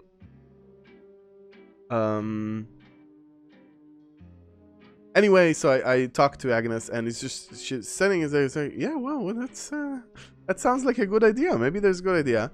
And I'm the thing is that she tells me it's a good idea, and it's like, yeah. I'm glad you liked it, right? But please, can you think of anything wrong with it? Like, I can't think of downsides, and that terrifies me. Like, when I think of downside, at least I can be like, is it a good downside? Is it bad? Is it the big downside? Is it worth it? But when I can't think of downsides, that's where I'm getting scared. I'm like, what is gonna happen, right? And Agnes is like, yeah, you know what? Let's think about it more seriously. And like I open the Minecraft, and I stream my computer, and we talk about it, and I'm going down a cave, and she's like, okay, let's talk about how will it feel, what will it change. Where's the cave? We saw so many huge caves a second ago. I just wanted to go down a cave to demonstrate. The cave? So I'm going down a cave, yeah, I'm placing torches, and we're like, okay, so what does it mean? What does it change? Again, this is still working on 116, right? This is last year. And we're like, okay, so it means that if you look back, you can feel very sure that this area is safe, right? You don't need to be afraid that maybe this area is not safe because the torch is too far away and stuff like that. And we thought about it, and yeah, that's a change, right? Sometimes caves are a bit bigger. It was before we were talking about the huge caves even, but yeah. But then I said, like, yeah, well, you know what? When I cave, I usually do this, right? I spam torches, and even when I go down caves someone else lit up, I usually add torches because I feel like they didn't put enough, and I'm scared. And she's like, yeah, I do that as well. And we sort of were saying, yeah, well, but the core feeling about exploring a cave is that you're taking away this wilderness, right? There is a wilderness, and you're taming it, turning it safe. So if you're standing in a cave, you should usually feel like behind you is safe. That's the whole point of torching it up. So actually this feels like it really fits the actual vision of the game. It's like a change, but it feels like that's how it should have been originally, almost. And we're talking, and we can't find any problems. I think we even raised the spawner, but then we went to a spawner, and we were like, well, this spawner is neutralized. Like, this is currently, right? So how can we how is this change bad? Like, at most, it takes 2 torches to 1 torch, right? How is that really a difference in difficulty? So yeah, so we talked about it, and we figure out it sounds like a really good idea. And that's basically it. And we talk about it, and the thing is that things happen, right? It's been a really, really tough year last year and this year, and you all know how crazy the part 1, part 2 thing have been, and all the release and everything like that. And basically this change, because even though technically it's super simple, design-wise it's scary, right? After talking to Agnes, I talked to more and more and more people, and we're all talking about this and trying to find like downsides. And some downsides have been found as well. Some things that I haven't seen the community talk about yet. Which is interesting to talk about more. And we were sort of scared to put it in 1.17 because we didn't, if we don't have enough time to get feedback, right? We definitely want the community to have time to figure this out, see that there's not big holes, because we don't want to put it in 1.17, see that there are holes, and then pull it out in 1.18.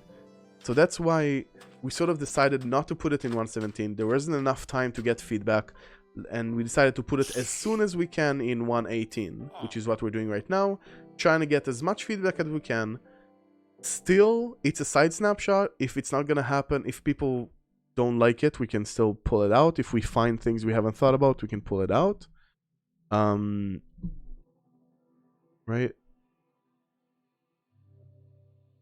Kolb says Cupfen has tweeted about the light levels as well. Yeah, he tweeted a lot about it.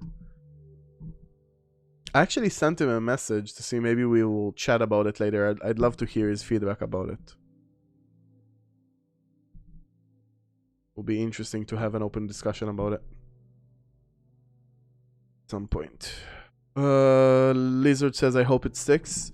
I don't. I hope we get good feedback and we, as a community, figure out if it's good or bad. That's what I hope.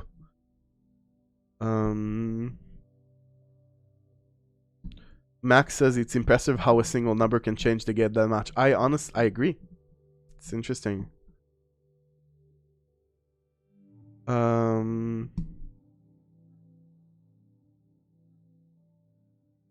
Aldober says all mobs spawn at the same light level of 7, don't they? No. It's a very common spawning. That's like the base monster spawning, but there's a lot of mobs that have like their own specialized spawning conditions.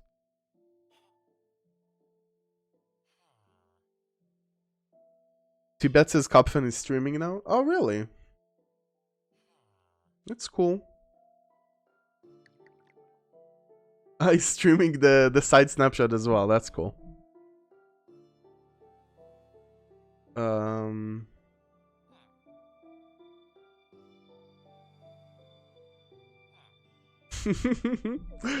I wonder what he's saying. Wonder what he's thinking of the new snapshot.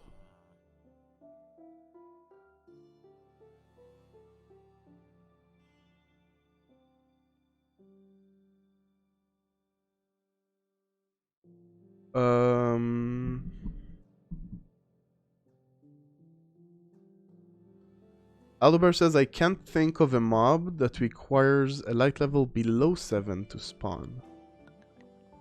You mean someone who needs a mob that needs it to be darker to spawn? Yeah, I can't think of one either. Quenta says, I'll go spy and tell you what he thinks. Okay.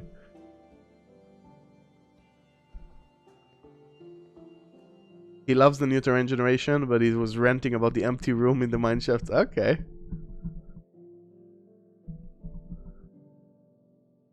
Oh, never mind. He's ending it. Oh, I see. Matt says, hey Ulraf, is this a snapshot? This is the snapshot. We're playing on the side snapshot that was released on Java today. There's also a beta on Bedrock with similar things. And we're talking about the new generation and the light changes and everything regarding that. Yeah, so I think it's very important for this update as well, for the big caves and the big cave systems to try to feel that the player is still in control. They can still sort of light up things and decide what is spawn proofed and what isn't. But also it has just general benefits to the game. Like, I even thinking about villages, for example, right? That Enderman is going crazy. Thinking about how hard it is to make a village spawn proof, right? Let's say you made a wall around it. Still, making all this area spawn proof without literally spamming torches everywhere. That's crazy, right? It's really hard to do. And now just placing a torch here, that's like 4 torches, right? Instead of doing, that was a bit exaggerating. Let's take something a bit more realistic, right? Let's say I want to spawn proof this thing. I probably need to do something like, well, I would have to open F3 because I don't know. But I would say maybe something like this, right? How many blocks is it? 1, 2, 3, 4, 5, 6, 7. I think so. 7, is 7 a good spacing? I think it is, right?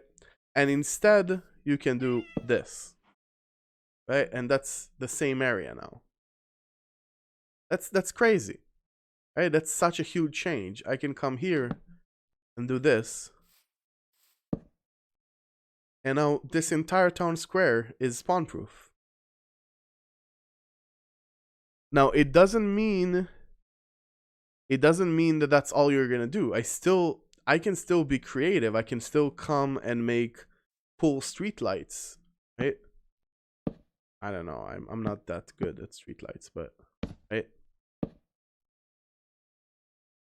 But you don't need to make the streetlight every 3 blocks. You can make them at like every 8 blocks. I don't know. Like, yeah, it's just honestly, even for our villages, I talked to Agnes and she was talking about how hard it was designing the new villages because it feels bad that there's not that much light. These lampposts, it goes to 11 at the bottom, right? This is a spawnable space. Mobs can spawn here, right? At this lamp. Like, it doesn't make any sense. Right? That's crazy. It's crazy. You would never, as a player. That's why I felt this is a huge change, right? It is a huge change. But it feels like how Minecraft should have been, or how... That's not a good way of putting it. This is how a player expects it to work. If you got a player and he knows nothing and he sees a torch there, does he think mobs can spawn here? Right? It doesn't feel like it should work this way. It doesn't feel like it makes sense.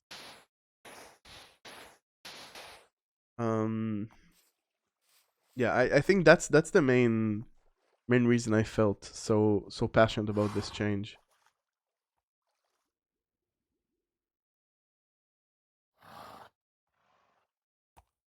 Kevin says Ulraf is the stream secret. Agent responded, no, it's secret. Poor horse. I'm sorry, he was in my way. Sorry.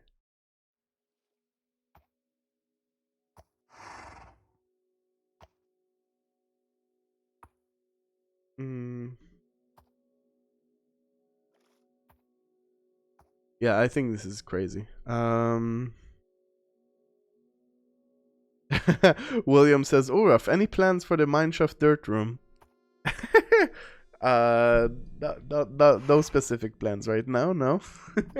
Did you come over from Cubs stream?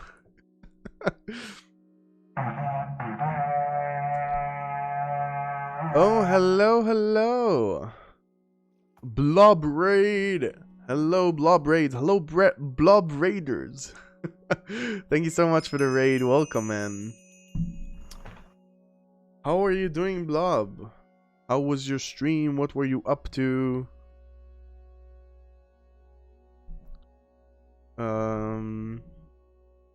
Zeta says, on the topic of villages, I noticed some villages spawning on steep cliffs, and the paths were very broken, and the village looked quite disjointed. Would you consider preventing villagers from spawning in steep areas? So we actually talked about this in the stream a bit earlier, And I said I love villages that are disjointed, because that feels like a naturally generated quest the player can choose to take. When there's some generation that is broken, that's where the player can be and like, I'm gonna be creative and create a cool little bridge here for this villager to have a nice way up, right? I can terraform the area, I can make it pretty. I actually really like things like that. I think that's a great opportunity to motivate and inspire the player to do cool stuff. Blob says, hey, how are you doing, Ulraf? I'm good, just cottage core and mega castle grinding. I don't know what cottage core is. That sounds weird. But cool. Happy.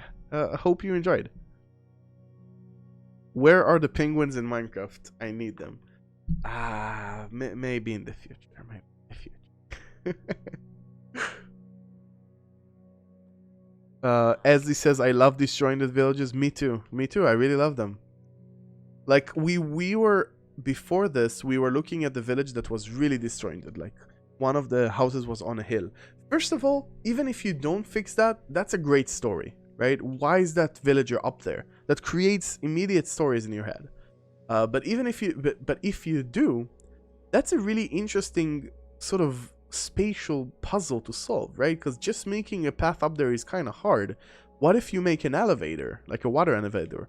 But villagers don't like walking into water elevators, so maybe you need to do something to sort of trick their AI to go into there, and suddenly you feel like super genius scientist person engineering it to work with villagers and be cool, and it's like, that's really awesome. Like what Etho did in his underground village, where he had minecarts take them from one side of the village to the other side. He did it because there was some bug with their pathfinding and they kept getting stuck in one side. But that was awesome, right? That's a really cool thing that he did. I think a lot of times things like that are an opportunity for the player to do cool stuff.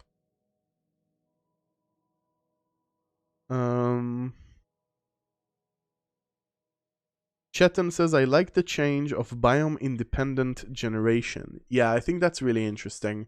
There's definitely more tweaking to be done about it, but I think it just opens up so many new possibilities. For sure.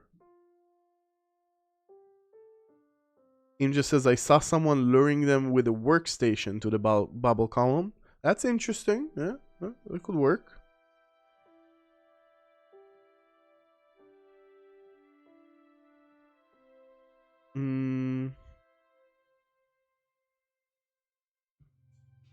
Do villages spawn in Shadow Savannah? I don't know, actually. That's a good question. I don't know.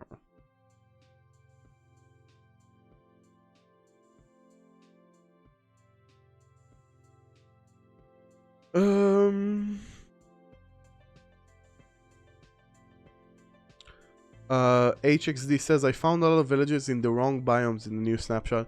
Yeah, structures spawning in the wrong biomes is fairly common. That's definitely something we have to look at. Yeah.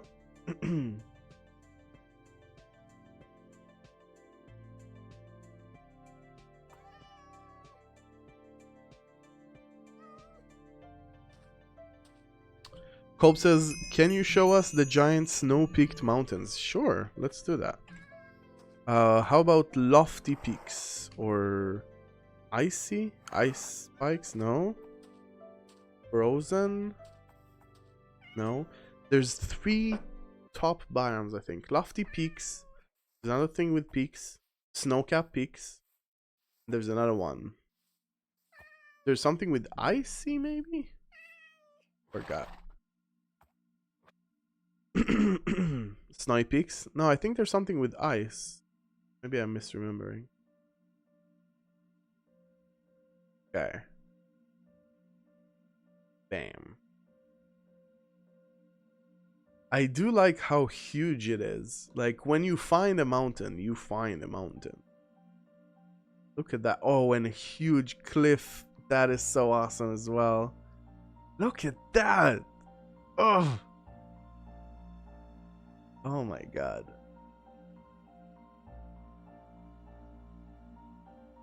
Look at these cliffs. They're so cool. And it goes like a little tail here. That is so awesome. Wow. Whew. Amazing. Look at these huge, how do you call it? Mountain ranges, right?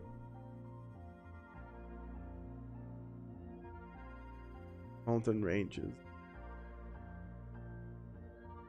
Damn. That is, you know what this is? That is like B-Dub's level mountain.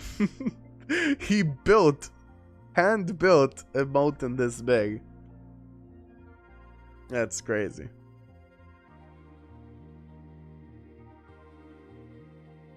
Groom says the new height limit means even on top of these mountains you still have room to build. Yeah, that's true. The generation ends at least 64 below the top of the world. So you'll always have at least 64 blocks up to build. Probably more. Usually more. But that's the maximum base. Very important for us that you can still have place to build. That's the whole point, right?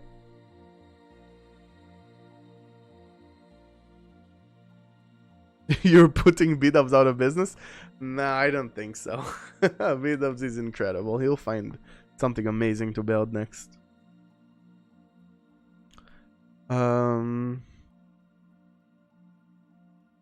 HXD says, how much has the generation changed? Are there going to be noticeable borders? It changed completely. Like, it's very, very different, the generation. But that's a separate question to, is there going to be boards? We are working really hard on integrating old worlds with new worlds. So the goal is to have smoothing out in the edges, so you shouldn't notice too much the borders. But that's not guaranteed. We're working on it. It's a really complex problem to solve. We're trying to solve that now. We work really hard on trying to make sure your old worlds are still good. We are super respectful of it. Agnes has like her famous 80-year-old world, and she's very proud of it, and she will never let anyone hurt old worlds. So be sure about that. Oh, hello, Cub fan. Cub fan says, hey Ulraf, how are you today? I am doing great, Cub. How are you doing today? We had a few friends from your stream come over and say, Ulraf, did you consider updating the dirt room in the mine shafts? And we heard that's from you. How are you doing? How was checking out the new snapshot? We're just looking at a mountain. Where was it? Snowy Peaks biome over here. I lost it. You know, but this might not even be a mountain, right? You can find something cool like this just by the natural generation of the terrain, basically. That's really cool. There's a nice water cave here. That's so cool to see the generation, like the cave openings. That looks so cool.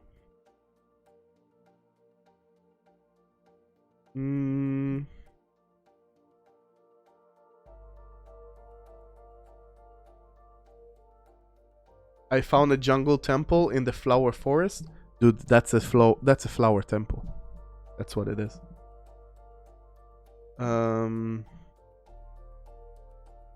Keeper says the light problem will affect old worlds, unfortunately. You mean if you had a space that you wanted it to have light and spawn mobs, then it's not gonna spawn mobs anymore. That's true. That's true. Cub says the new snapshot is looking very interesting. Snowy peaks are looking wonderful. Okay, fine. Yeah, I think we just looked at snowy capped peaks. Yeah, that's where we were. I didn't look for powder snow. Does it have powder snow already? I think it should. Will I recognize it? That's the question. That's normal snow, I'm fairly sure. This is part of snow. Oh, look at me. I'm such a pro Minecrafter. I want every map, every trivia map that comes up from now on has to have a level that says, can you recognize what is the powder snow versus what is the snow? That's also powder snow.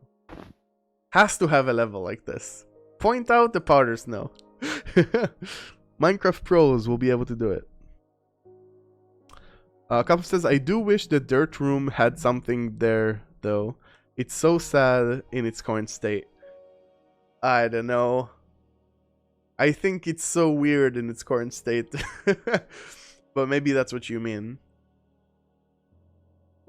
I think definitely at some point we could revisit some of the older structures, like dungeons and mine shafts and stuff like that. I wouldn't want to change them too much. I kind of like, I don't know, I like keeping the nostalgia of them. But I agree they could get this small facelift. Like, well, Mineshaft's already got a facelift this update, right? With the pillars and the chains. I think small things like that are cool. If for bigger things, I would rather just add a new cool structure. So you can find both the old ones and the new ones. I think that's pretty cool.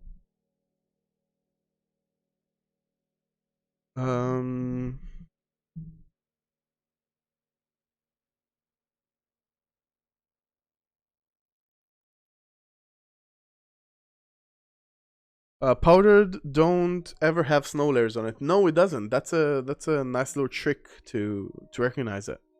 It can't have layers on it. Yeah, so that helps you spot it out a bit over here, right? But suddenly there's no layers there.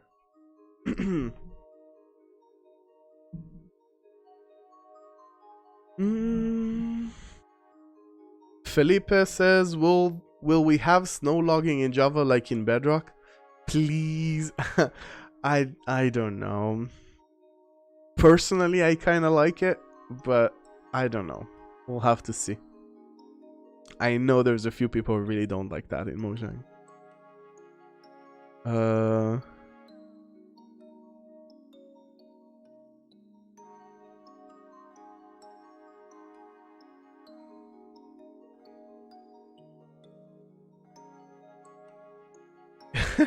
Just as you could fit a hermit's mega base in that cheese cave.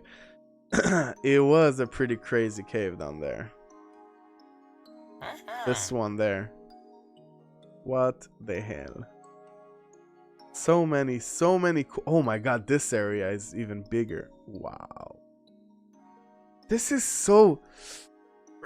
there's so many cool places. So much inspiration. So much raw inspiration. This is where I just was. And still coming back here just blew my mind again. Falmez, thank you so much for the gifted sub. Shepard, make sure to say thank you. Thank you for the gifted sub, Falmez. In case you don't know, we have a special thing where we build supporters' faces in our Patch and Panda world.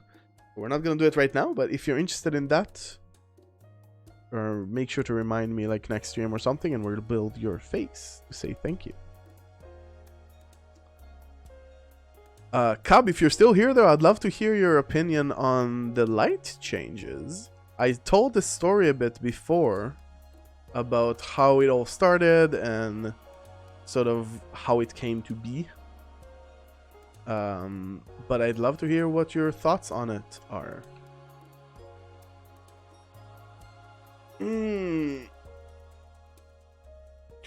I said, for people who missed it, I told the story that this feature basically, I thought about this about a bit over a year ago. I was, I think, like the whole lighting problem was a bit more, sorry, excuse me? Oh, my throat. It was very much in people's minds, and I saw a few creators talking about it, including your really cool video. Just turned like an elderly person suddenly. You know the movies. I saw your movie in the cinema, Cub.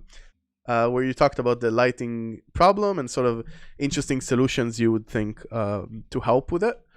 And I also talked to other people who have like mega projects that are really interesting. Like I talked to a streamer who has like he's building a huge kingdom that is entirely mob proof, which is insane to me, right? Like different full cities that are all mob proof.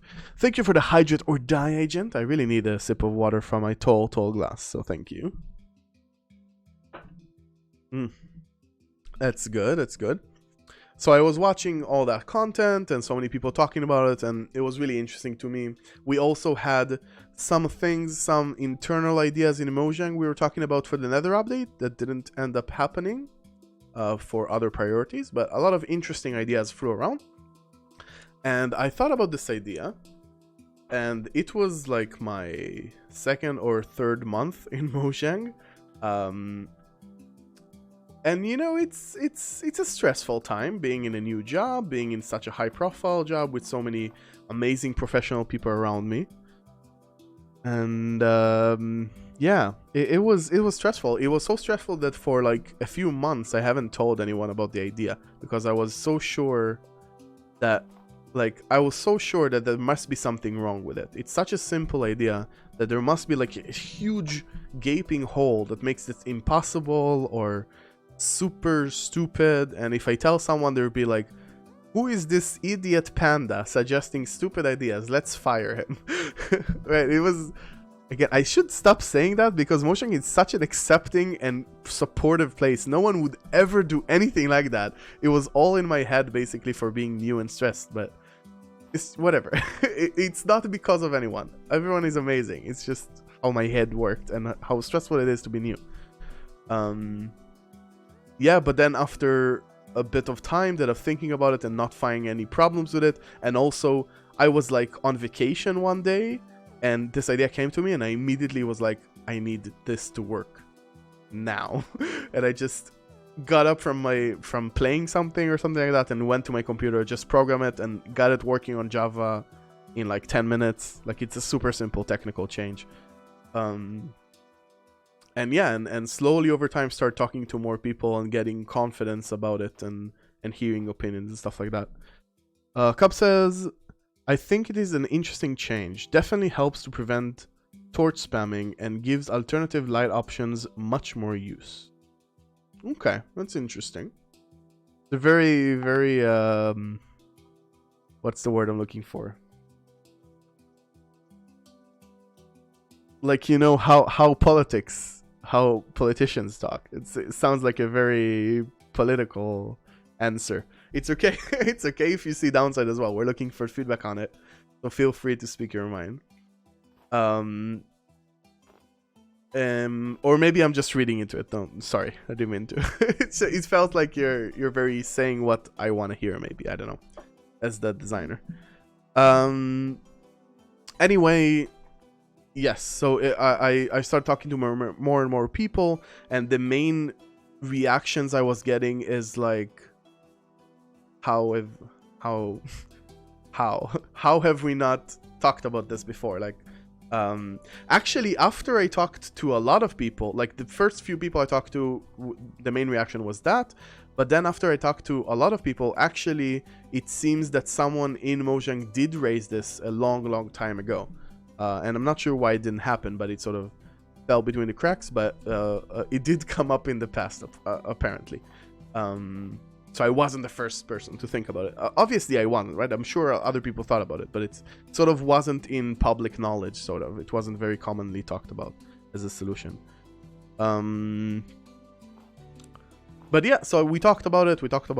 At some point, it was a really bad time, right? Last year with the whole pandemic and the caves and cliffs being such a huge update and the problems and the split and everything that happens, and that's why it was sort of delayed. We wanted to make sure we're doing this in a time where we have time to get feedback from the community and really make sure this change is good, right? I think it has a lot of upsides, but it's also touching one of the oldest mechanics ever in the game, something that is very connected. Like, spawning mechanics is something that is connected to so many different other mechanics in the game. So many things can go wrong, so we want to make sure we're doing good here, basically. I don't know if you remember, Cap, but in IGD last year, I actually teased at the end. I told you guys that I have this change that I'm thinking about that is basically one line change, but it's touching one of the most oldest mechanics in the game, and I'm super terrified about it, even though it's so easy to implement.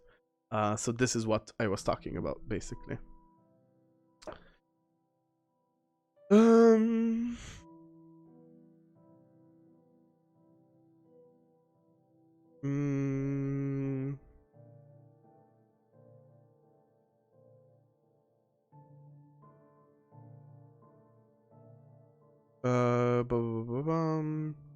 Moody candles are my favorite to add atmosphere now. They can prevent spawning.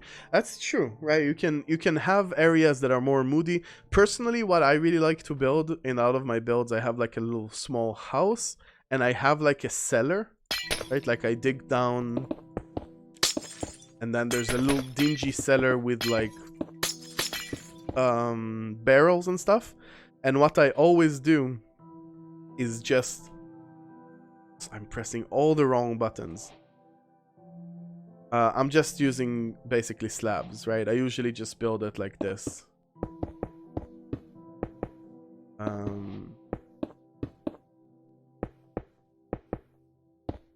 Right, and that way you can be, usually actually I would build it, it's kind of weird, but I would build it like this actually.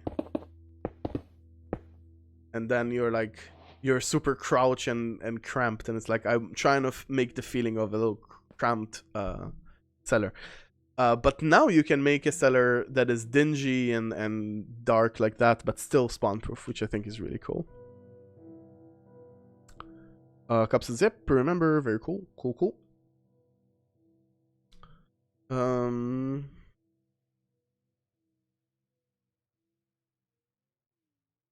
Agent says, yeah, I remember you saying those words till this day. Glad for the confirmation. You mean what I said or something? What are you referring to? What I said about the IGD thing?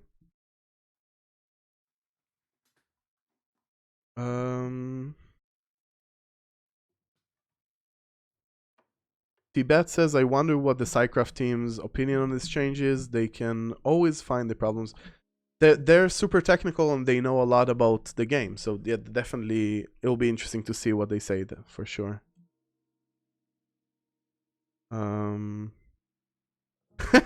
Lego says hashtag make dirt room great. Yeah, that's, I mean, we just uprooted the entire overall generation, respec everything, gave you so much variation, so many biomes, all the underground is completely different, and you keep talking about the damn dirt room.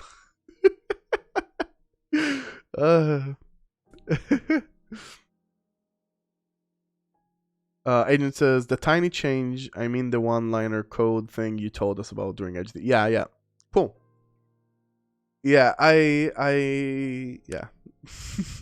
I didn't expect it to take this long, but yeah, well, no one expected what happened with the split. What is this? Is this an ice spike? Wow. An ice spike? Frozen Ocean. Yeah, I think Frozen Ocean is the one with, yeah. Oh, that's pretty cool. Like it got right on top of the land over here. That's interesting. The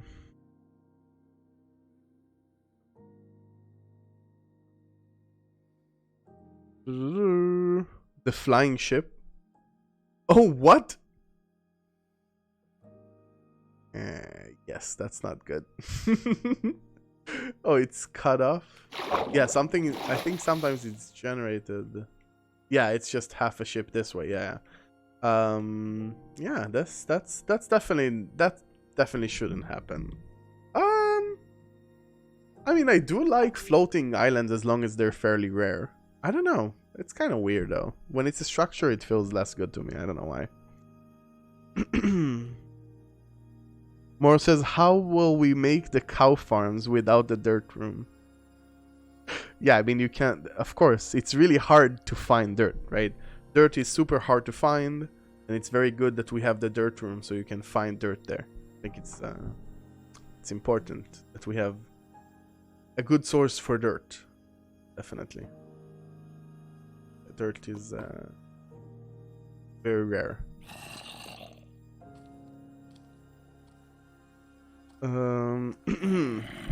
Kevin says, are chunks still a thing? Yeah, chunks are still a thing. See? You can see chunks. The chunk. Another chunk. Chunk border. Chunks all over the place.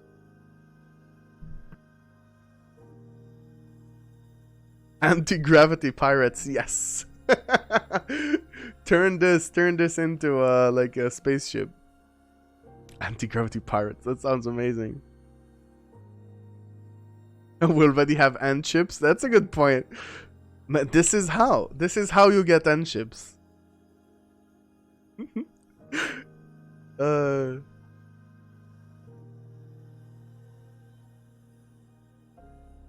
Kolb says, do you think mob spawn in caves are gonna be different from the actual corned spawn mechanic? So caves that you haven't lit up, I think they're not gonna be very affected. They are gonna be affected because you have glow lichen and you have lava pools and lava aquifers. But at the same time, you have so much more spawning spaces with the huge caves as well. So I honestly don't know.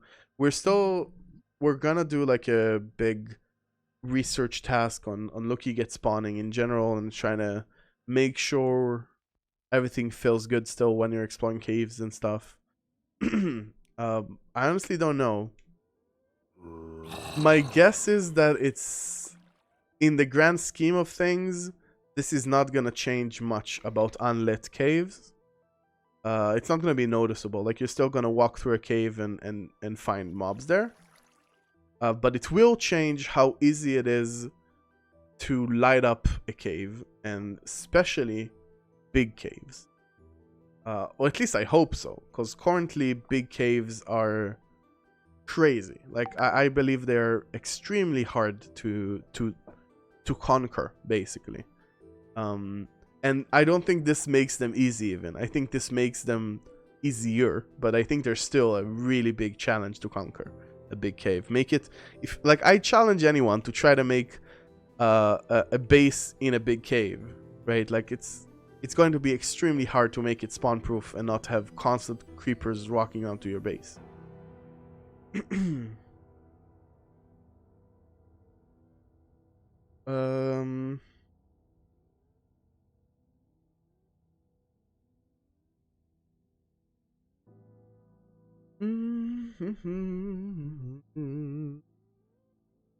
Poplop says, Ulraf, we appreciate all the hard work and effort you put into this update, but the dirt room gotta be stopped. Oh my god.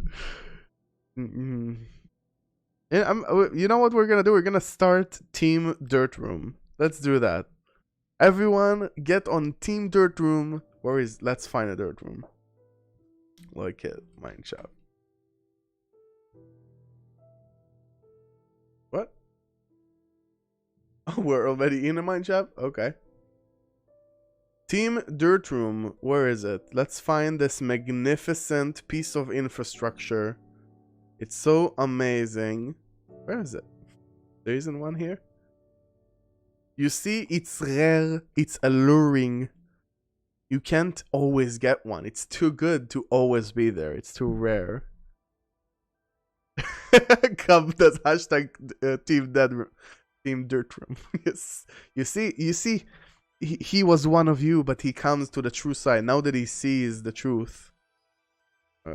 Let's do TP. Let's try to find a dirt room.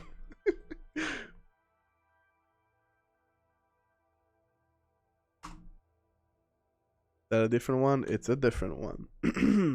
Do we have a dirt room? Do we even have a mine shaft? Nope. No mine shafts for us. Yeah, I guess it doesn't always work.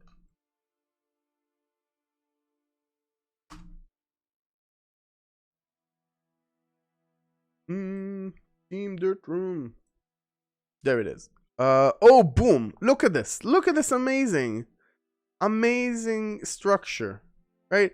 Look, it interacts with caves.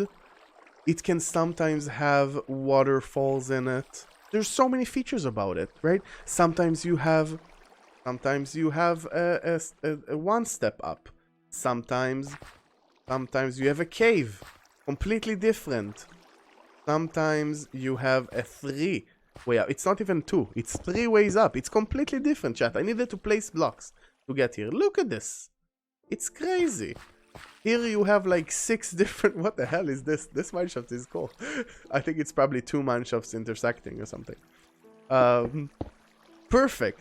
Sometimes you'll find flowers in here. I think dandelion? I don't know. You do find flowers here sometimes, right? I think so. Sometimes you find flowers. What if you're underground? Answer me this, chat. What if you're underground and you really need a flower? You really need a flower, right? Like, if you don't get a flower, you're gonna die right there. Boom. Dirt room. Comfort says it's so sad. It's perfect. Exactly as it is. Zaito says, what is the lore behind the dirt rooms? That's what we need. We need a lore update. Let's all think about what the lore of these rooms are. Then it's gonna be amazing. Cub, if I don't see you terraform a dirt room in your series soon, I'm going to be very disappointed. Show me how it's done, okay? Show me how the dirt room really should look.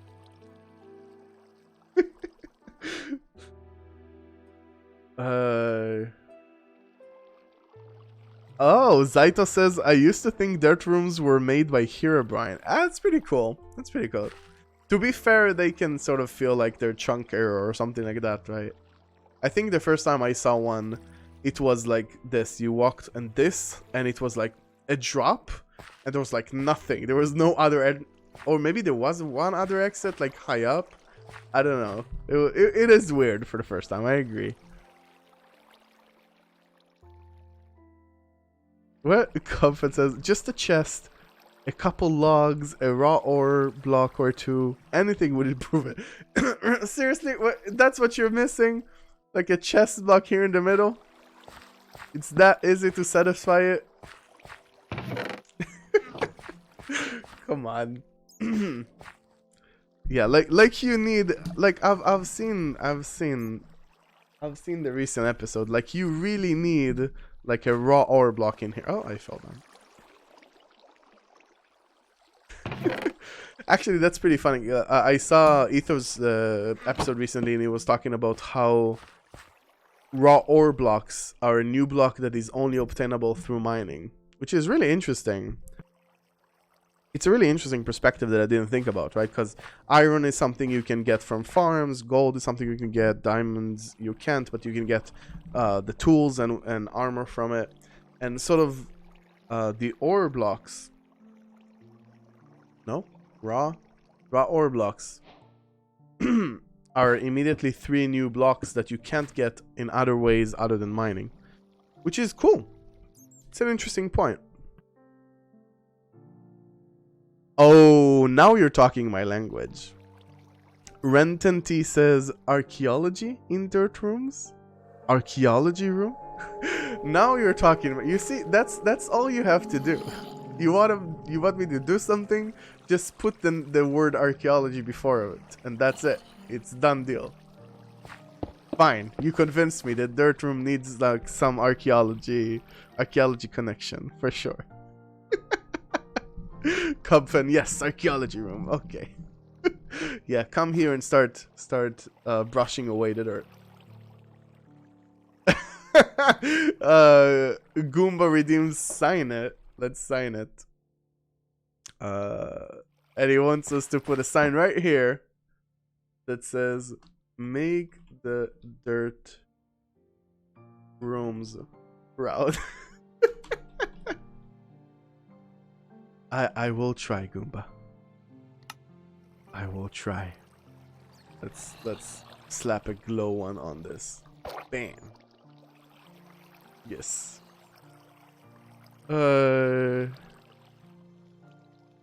Morris's archaeology 0. I mean, 0 is perfect. Yes. Let's add it to archaeology.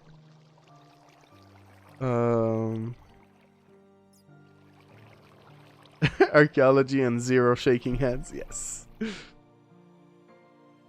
No update on archaeology right now, Lego. Unfortunately, as you can see, we have our hands full with this update. Yeah, I mean, we can make the dirt room have like a few layers down of dirt and then put archaeology structures in it. That could work actually. Either it's actually a good idea, or I'm just too biased towards archaeology things. I'm not sure. It's hard to say. William says, our warden and the deep dark in this snapshot. No, they are not.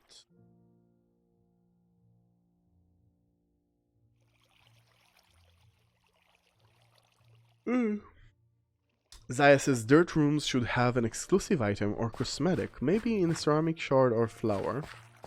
Yeah. To be fair, it does really fit the archaeology vibes, right? It shouldn't have like a box with diamonds or something. It could be something decorative and cool.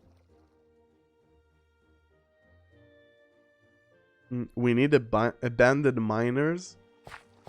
Like a special mob that is special to the... Well, we do have a mob special to the mineshaft. That's the poison spider. Right? We already have a mob.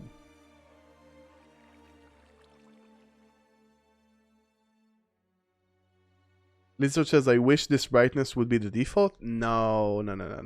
I don't agree with that at all.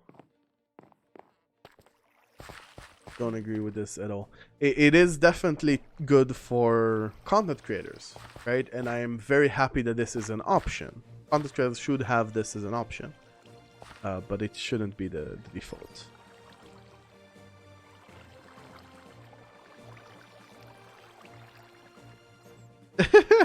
Keeper says archaeology in a dirt room would be a structure within a structure. I mean, it will just... So I talked about this. I don't know if we should be talking about archaeology. It's not... I haven't talked about archaeology for so long. A lot about archaeology for me is updating old structures with cool like gameplay mechanics, right? So actually the dirt room is a perfect candidate for something like that, right? Also the like the desert temple, jungle temple, all these things, those are perfect candidates to add cool things you can do there. Right now it's mainly you get in, you neutralize the trap, you get loot, you get out. And if there is some archaeology connection there, then there's a more interesting gameplay mechanic, some interesting gameplay loop you can do in them. That's at least the plan. I honestly don't know, and can't say much more than that.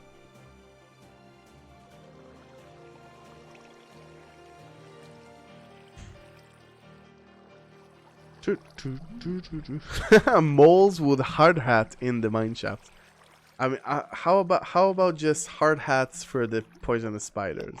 Right, meet me halfway. Let's just add hard hats for the spiders. That creeper is slowly sinking. Hey, Enderman, what are you doing?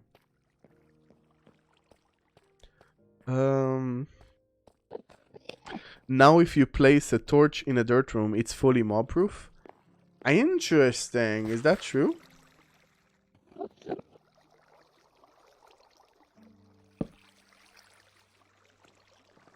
It looks true, right? It looks like it should be true. Let's see if we're actually right.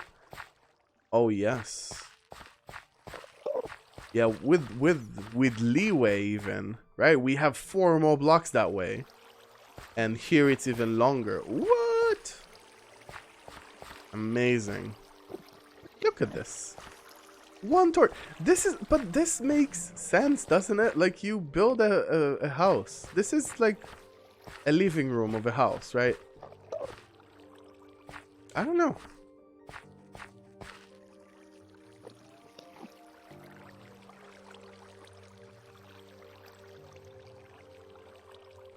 my main thing that is gonna be hard about this change is that I'm gonna need to retrain myself to how often I place down torches, right? Because when you're going down a mine shaft, what do you do? How many torches do you? That's an interesting question. I want to hear what chat says, right? Break this torch. This line, right? Only this straight line. Nothing. No sides. How many torches would you put on this line? Normally, not with counting blocks. Just normally when you're going down a mine shaft.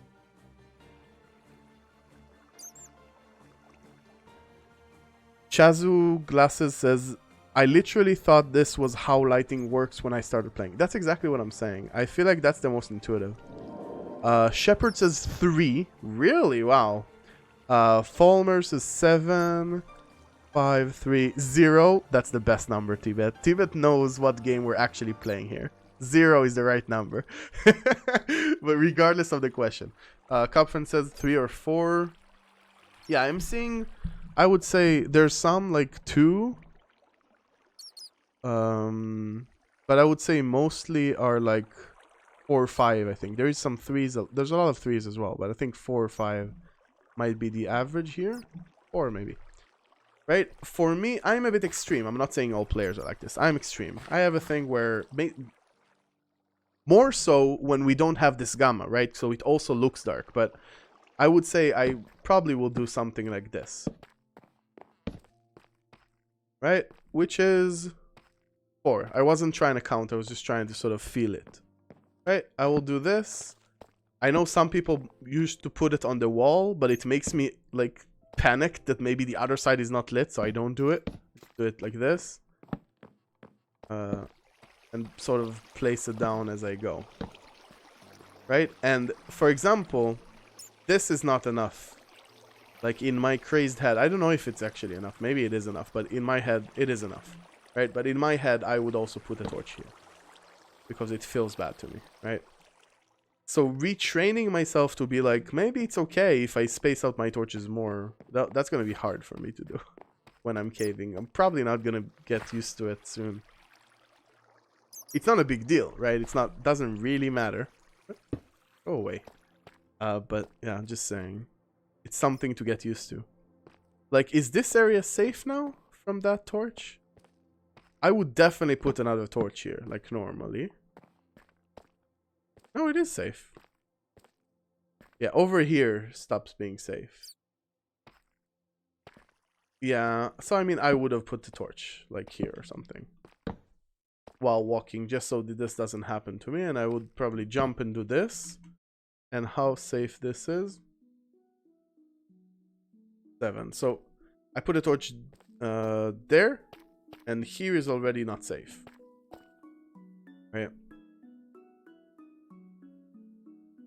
Yeah, I don't know. Oh wait, the reason I was asking how many torches over here, because I wanted to check how many we need now. Right? Let's say we want this entire thing to be safe, from here all the way up to the end. How many torches can we get away with now? Let's kill all the other torches so we're not leaking any lights. Where is the light coming from? Is this a glitch light? What? Is it from this torch? No. Where is this light? Ah, this one. No? I am very confused. I think the gamma is messing with my intuition for lights. Feels like there's a light here somewhere. I'm so confused. The gamma is messing with me. Glow lichen on the wall? Did I miss a glow lichen right there? Where? Do you mean this one? Oh, okay, yeah. You're right. Yeah, I think that the gamma is messing with my intuition as well. Whatever. Because I'm not used to playing on gamma, right? So we want this to be safe. I think like probably here is good, right? Way more. Can be like here maybe. This is still. Wow, So we can put the torch here. And this is safe. All the way. Yeah, we need one torch now. That's pretty crazy. I don't know, you know, seeing things like that makes me feel like maybe it is overpowered. Maybe we can always tweak this. We can be like, so it's not 0, it's 4, right? You get more, but not this much more. We can tweak this. It might be too strong.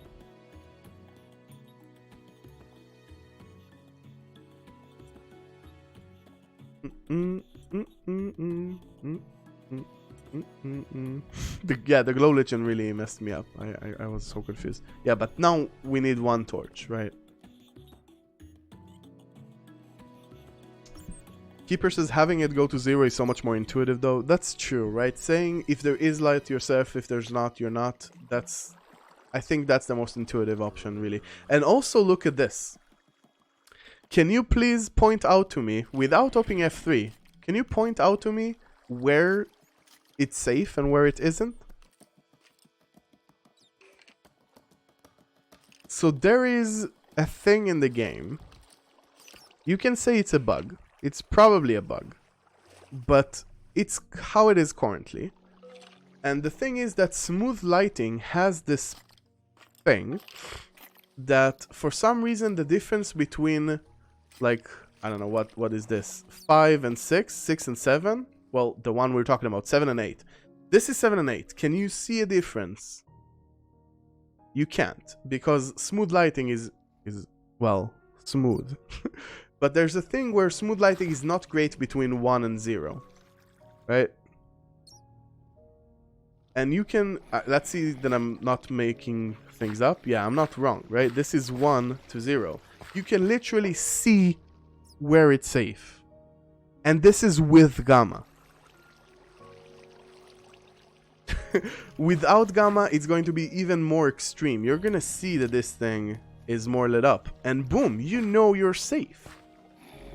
And if you're in a big room and you don't see this cutoff anywhere, then you're safe. It means there are no 0 here, because if there was a 0, you would notice. You would notice the 0. Right? I just found this without F3. This is insane to me.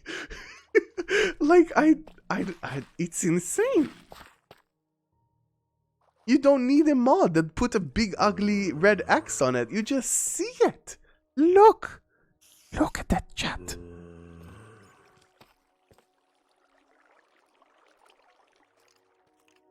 Cub says, yep, really nice that you can see the change where mob... Yes, I think that's so important. Shepard says, until someone fixes the smoothing. Yeah, well, fair, but maybe we don't. Right? I would argue this is a pretty good feature. I know it's not that pretty, but again, it looks less terrible. Like, it looks like this mainly because of gamma, I think. Normally it just feels like this is lit up and this is dark, and that's why you're seeing it.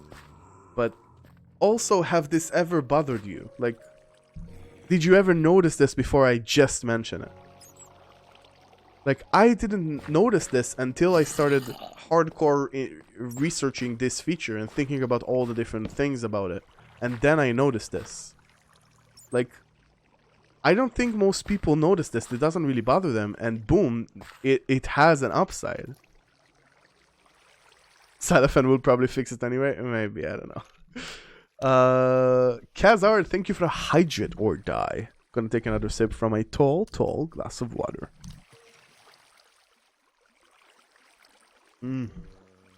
Water is so good. So hot in here. So hard. And Falmers as well. Thank you for the panda stretch. We're gonna take our paws and stretch them all the way up to the sky. Do you feel... Chat, do it with me. Do you feel the cracks in your back? So good. Feels good. Thank you, Falmer. Thank you. I should get a back microphone so you hear all the knickknacks. As he says, Ulraf, how do you feel about green tea? I don't know. I'm not a huge tea fan in general. Bam. Look at that. This is not safe. This is space. Safe. Bam. This is mind-blowing to me. Honestly, listen. We're in a snapshot where we have this, right? Where we have the crazy underground, where we have the crazy cave entrances, where we have the mountains. And you know what? I am more excited about this. Like the fact that I can look around me. I'm standing here and I can feel safe. Looking around, I can feel safe. It's just, I don't know what it is about this. It's just, I'm honestly more excited about this change than about the amazing world generation. You know what it is? I'll tell you what it is. I know exactly why. The thing is that this is incredible, right? Incredible. It's gonna... Wow. It's hard to describe how good this is, right? But it's new. And yeah, new stuff are cool. But personally, me, I like this game a lot. I like Minecraft a lot. I don't need new stuff. If it was up to me, I probably would never add anything. I'll just go over old feature and tweaking them until they're perfect, basically. So I'm just so excited about I can play. I like the caves. I opened a world in version 1 today. I don't know why. I just felt like, I don't know. I really felt like old school Minecraft for a bit. And I opened 1, like literally 1, the oldest thing in the launcher. I know it's not the oldest, but I didn't feel like Googling. I just opened it in the launcher. And I found this awesome cave system. Like, I'm so excited about it. And that's in version 1. It's before the big, like, 7 update, right? Even. And it's definitely not anything like this. But I had fun with it. Like, I was excited about building my base there. I don't really need this. This is amazing, and I would love to have it, but I don't need it. I need this. Like, this is taking the core things that I do all the time, lighting things up, building cool things, and making them just so much better.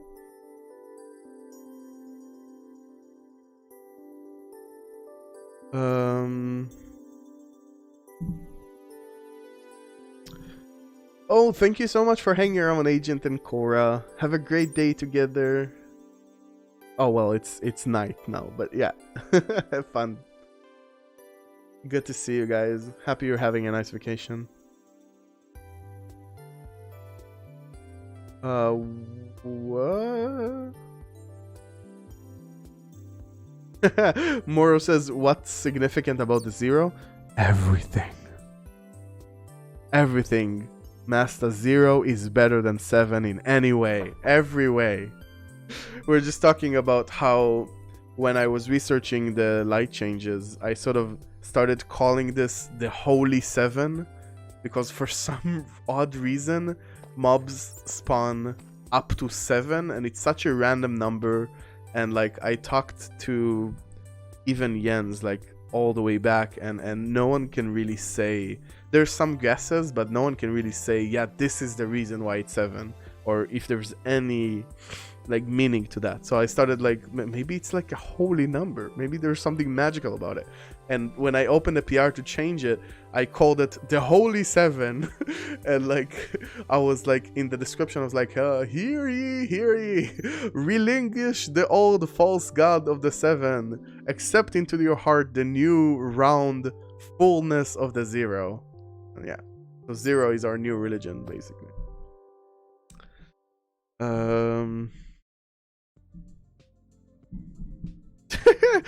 Does that mean I can light up my house with a brown mushroom and be safe? No. Well, yes. If you fill it every block with brown mushroom, then yes. Like, brown mushroom does 1 light level. Right? It's 1 light level. So if you make your entire floor out of mushrooms, it will be safe. Yes, you can do that.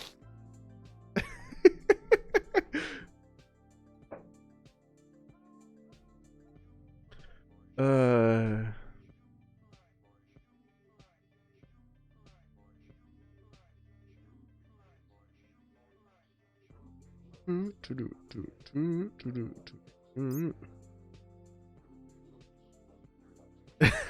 More says, yes, we can make literal spawn-proof mushroom islands now without the exactly. Exactly. Feel. Oh, you guys are so derpy.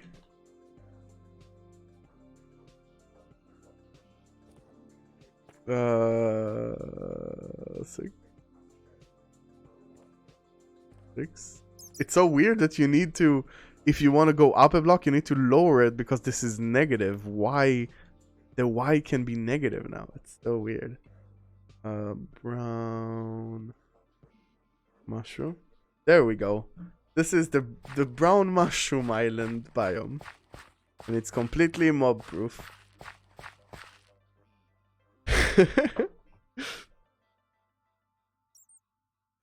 Lighting everything with blue lanterns. Yeah. It's still less powerful. Not soul lanterns, you mean? It's still less powerful than the normal lanterns, right? It's gonna work for fewer blocks, but it is gonna work. Yes. I can't get over this. Look, this block is not safe. Chat, look at it. This block is not safe.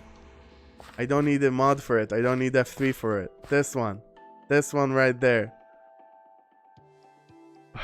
It's so... Can't get used to it. We're derpy and we're proud. I'm happy you're derpy, Swazi.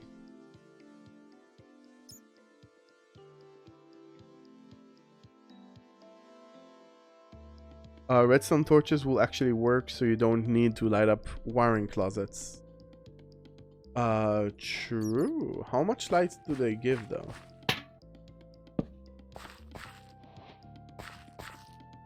I'm not gonna open F3, I'm gonna count. So this is 1, 2, 3, 4, 5, 6, 7.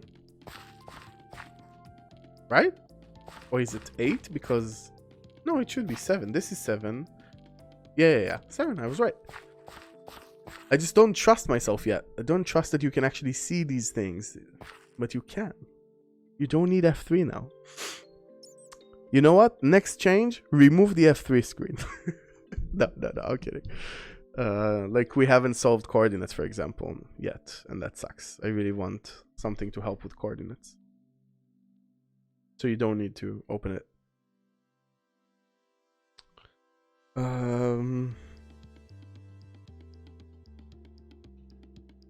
Right, redstone wire itself gives off light. I want to mark. That's where it was. If it's not the same block, it's harder to see. No. So this thing doesn't give off light, does it? Oh, it might give off light, but less than this, so I'm not seeing it. Yeah.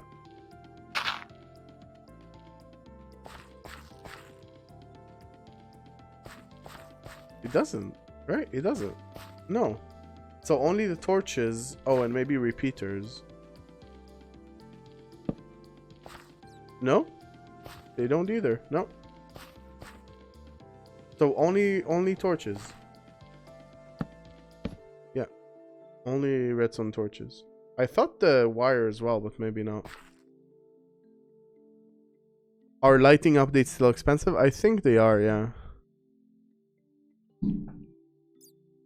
Still better to not have lighting changes. But it depends on how big your system is, right? Like any normal player, probably fine, right? But if you build like a lot with redstone and big constructions, then you probably want to think about that. Coffin says, I'm all for F3 being removed. Hopefully there'll be a way to determine straight lines or coordinates in another way. Yeah, that's exactly what I'm saying as well. I really want, like, I don't know if I would say remove F3, but maybe it should be like, I don't know, like a permission or something. Like, you need to turn it on, basically, right? It's like cheats. But only after we solve like the need for it, right? I don't want to take something from people that they need because the game design is flawed there. I talked about this in the previous stream. I actually do want to like, part of me wants to just take it because then people will suffer a bit and then it will make everyone talk about this and we can surface exactly what the problems are and then solve them, right? But at the same time, I don't want to make people suffer, so it's a problem. Again, if it wasn't as big of a game, if it was my small game and not that many people are gonna suffer from it, I will be like, let's do it, let's remove it, and then listen to the feedback, and then as soon as we can fix that and give the things back, right? Because right now I feel like we always say, oh, we have to have it, we can't get rid of it, and we're not really having the discussion. Oh, that's close. We're not really having the discussion of how can we get rid of it. What are we still waiting for, right?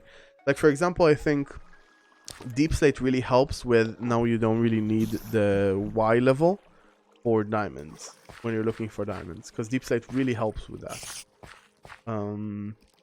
It's not perfect, but I'm okay with it not being perfect. I don't think it needs to be perfect. What is this? Is there an axolotl here? It's just these fish they keep dying, I guess.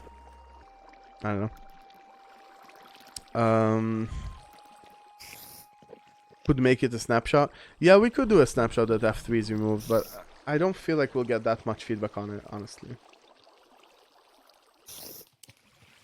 I don't know. I think we're working on very important things right now, I'd say. But I would love to find some time to work on it. I would love for people to use that less.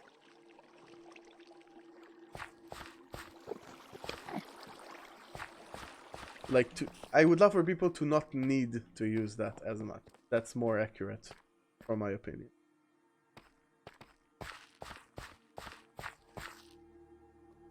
This is interesting. I didn't know they don't output light. I really guessed that this thing output lights. This is even weirder. It has 2 torches in it, right? How is this not putting out light? So weird.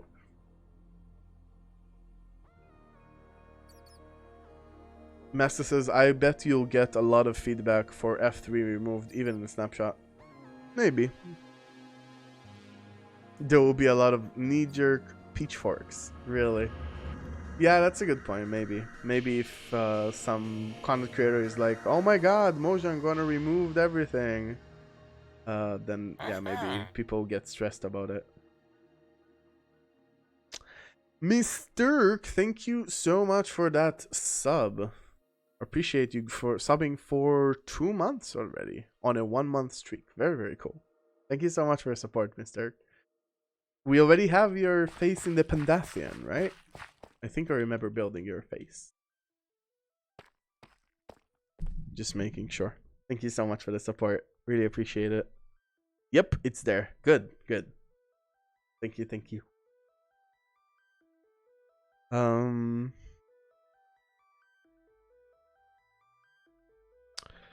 Swazi says, I need F3 purely for coordinates. I'm a Bedrock player who is very new to Java, so I rely on F3 for these chords. I think for some text things you need the chords, but I don't know if for many other things right now you need chords, like other than farms. I know it's very useful. Like, I use them, for example, when I find like a place, I do I think I learned it from Exuma, some pro tip video for him. Like F3, F2, screenshot, F3, right? And now I have a screenshot of where this place is. And that's very convenient, but I wouldn't say I need it. Like, you can mark locations. I could have a map where I have a marked location there. Or I could build a landmark, like a big tower there, so it's easier to find. Like, I could make a road there. All of these things are harder to do, but they're in-world. They're part of the Minecraft gameplay experience. Building stuff, building landmarks. That's awesome. I love that. And coordinates makes that so easy to do that it's not worth doing. But for farms and such, there aren't really good ways of figuring out the exact height and stuff. And that's maybe something we need to address. I think we're gonna wrap up soon. It's getting a bit late and for some reason my throat starts to hurt. I think I've been talking and getting too excited about too many things. But it was a lot of fun. I'm so happy to be able to check this out with all of you. I'm so excited to finally show you this crazy idea of the perfectness of the zero. And I really love feedback on it. If play around with it, build some stuff with it. I was actually thinking about like opening, maybe finding like a very big iconic build, like maybe taking one of the builds in Hermitcraft Season 8 or something. 8, 7? 8? The previous season, like the world download. Just taking it and trying to go in there and thinking, with this change, how big the difference is, right? If you could build this now and you weren't tied down to the standard of light, how much freer do you feel? How does the build look before and after? Like, I think that's a really interesting comparison to do. So maybe we do something like that in the future to try to really get a good feeling. So feel free to do that as well if you feel like. Take one of your bases you built in the past that you remember, like maybe struggling with lighting it up, and try to see, how does it feel now? Does it feel better? Or even does it feel like you completely removed it? Like you're not worrying about lights at all anymore?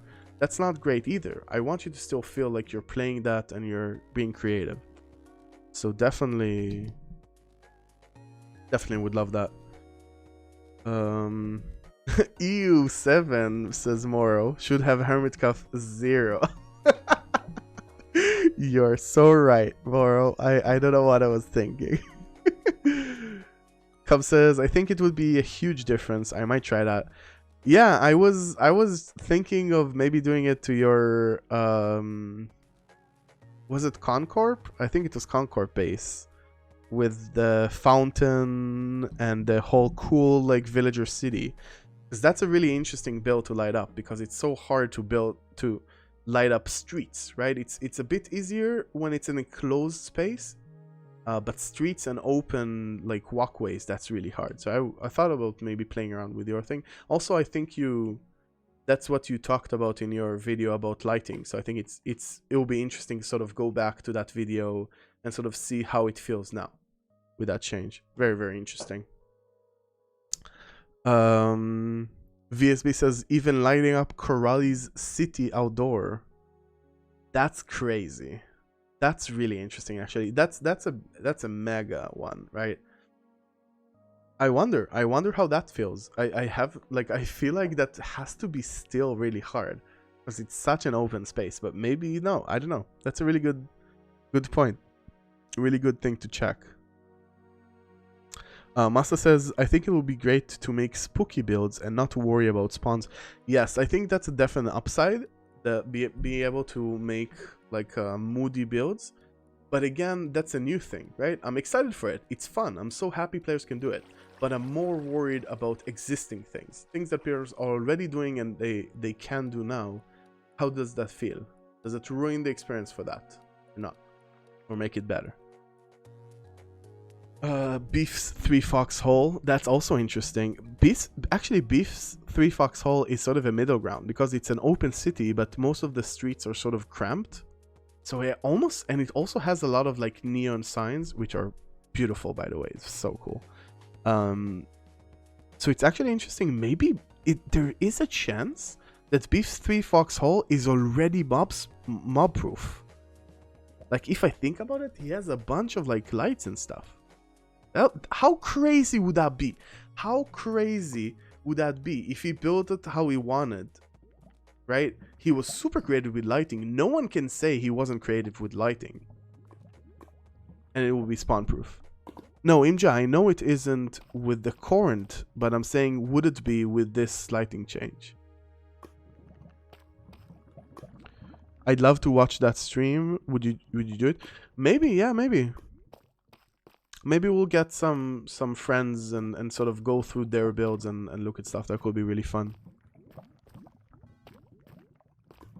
I also would love you guys to do it though. I would love to hear your opinions on it. If you go to one of your old builds and try things in it and see how it feels to you.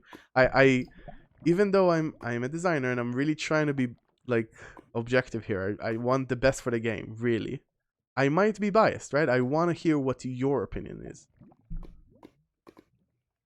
So yeah. Moro says, look, spawnable blocks. Where? Can I recognize it?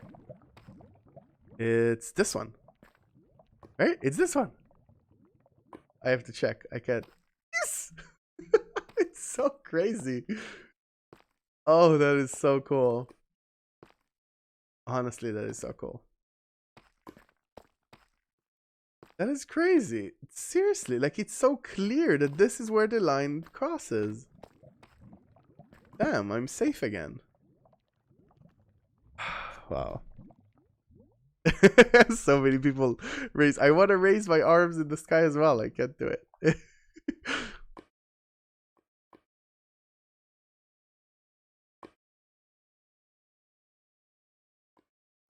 Very, very cool. Anyway, thank you so much for hanging around with me. It's been a lot of fun. If you're new, I am Ulraf. I'm here every Sunday, 8 p.m. in the only time zone that matters. And if you don't know which time zone that is, you can say !Grian in chat, and chat will tell you. Other than that, we sometimes have secret streams like we had today. Basically, when I have some time to come and hang out and play some fun games with you guys. That's it. Thank you so much for hanging around. If you want to be notified about secret streams next time, make sure to follow. And I think we're gonna find some friend to raid. Is there anyone cool currently streaming? Who do we have? I mean, Bruno is awesome, but we raided him so many times recently. Anyone else? Try to mix things up a bit. Any suggestions? Hypno? He has like 1,000 and somethings viewers. It's not gonna, you know, I like raiding smaller people that really feel like it helps them. Mysic is a bud of mine if you need someone. Who's Mysic? Let's see. Thanks for the stream. Thank you for being with me. It was fun. Very, very fun. I am not finding any Mysics. Do you wanna tag it?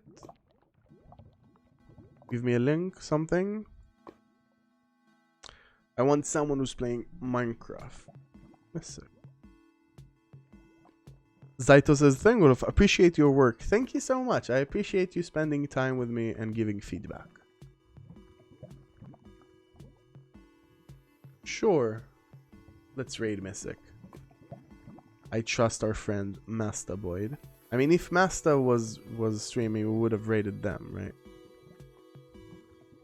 Wait. Oh, I think...